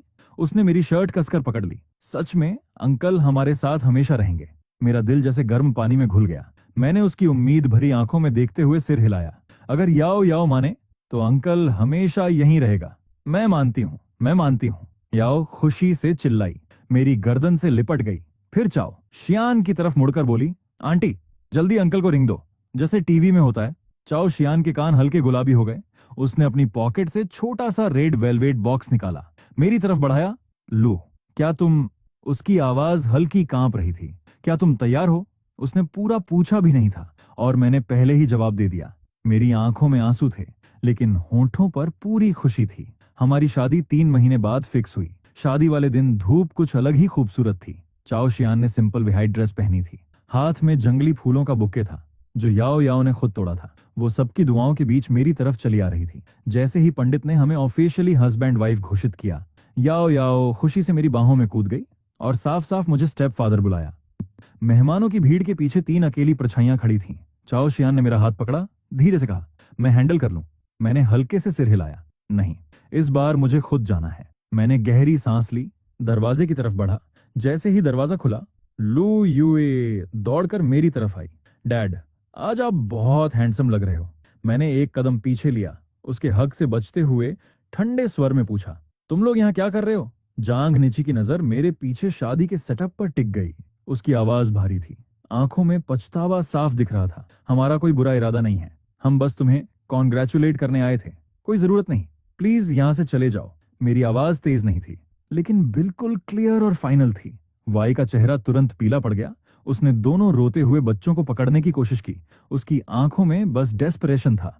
यूचिन, यूए, चलो यहां से। नहीं, लू यूए ने उसका हाथ झटक दिया। भागकर मेरे पैरों से लिपट गई। जोर जोर से रोते हुए बोली, डैड प्लीज मेरी तरफ देखो, बस एक बार मुझे देख लो। मैं झुका, उस बेटी को देखा जिसे मैंने कभी अपनी जान से ज्यादा संभाला था, लेकिन घुटनों पर नहीं बैठा। बस धीरे से उसके छोटे हाथ हटाए। गुड बाय लू यूए, और लू यूचिन भी, अब मुझे ढूंढने मत आना। जाओ, अपनी नई लाइफ जियो। मेरी भी अब अपनी एक नई लाइफ है। जैसे ही मैं मुड़ा, पीछे से जांघ नीची की टूटी हुई सिसकियां और बच्चों की दिल चीर देने वाली चीखें सुनाई दे रही थीं। लेकिन जब मैं वापस शादी वाले एरिया में पहुंचा और याओ याओ को छोटे फूलों की टोकरी लेकर मेरी तरफ भागते देखा और चाओ शियान को धूप में खड़े मुस्कुराते हुए देखा, वो सारी आवाजें धीरे धीरे धुंधली पड़ गईं, जैसे अब उनका मुझसे कोई कनेक्शन ही नहीं रहा। बाद में मुझे पुराने बटलर से पता चला, जांग फैमिली की हालत ठीक नहीं चल रही थी। एक्सो जियान के एक्सपेल होने के बाद घर बिखर गया था। जांग नीची काम में डूबी रहती थी। दोनों बच्चे बोर्डिंग स्कूल में रहने लगे। उनका बिहेवियर दिन पर दिन और मुश्किल होता जा रहा था। उन्होंने एक बार फिर युंगचुंग आकर मुझे ढूंढने की कोशिश की, लेकिन अपार्टमेंट के बाहर सिक्योरिटी ने ही रोक दिया। कभी कभी मैं पास्ट के सपने देखता हूँ, लू चेन का वो तेज बुखार जो उतर ही नहीं रहा था, और मैं पूरी रात जागकर उसका ख्याल रख रहा था। उन दोनों बच्चों की मुस्कान, जब उन्होंने पहली बार मुझे डैड कहा था, लेकिन जैसे ही मेरी आंख खुलती है, चाओ शियान तुरंत समझ जाती है, मुझे धीरे से गले लगा लेती है। उसकी आवाज सॉफ्ट होती है। लू, क्या तुम्हें कभी पछतावा होता है? उसने एक बार हल्के डर के साथ पूछा था। मैंने यार्ड में खेलते याओ याओ और उन 2 छोटी बिल्लियों को देखा और सिर हिला दिया। मेरी अभी की लाइफ बहुत खुश है। आगे का रास्ता पूरा रोशनी से भरा है। अब मैं कभी पीछे मुड़कर नहीं देखूंगा। तभी याओ दौड़ती हुई आई, दोनों छोटी बिल्लियों को उठाए। उसके चेहरे पर घास लगी हुई थी और वो एक्साइटेड होकर बोली, स्टेप फादर, ये कितनी क्यूट है ना, क्या हम इन्हें रख सकते हैं? बिल्कुल रख सकते हैं। मैंने मुस्कुराते हुए उसके पसीने से भीगे चेहरे को प्यार से छुआ। ये हमारा घर है, यहाँ तुम भी फैसले ले सकती हो। धूप पेड़ों की पत्तियों से छनकर हम तीनों पर गिर रही थी। रोशनी और परछाइयों के पैटर्न हमारे चारों तरफ बन रहे थे, और जो अंधेरा कभी मुझे घेर कर रखता था, वो अब हमेशा के लिए खत्म हो चुका था।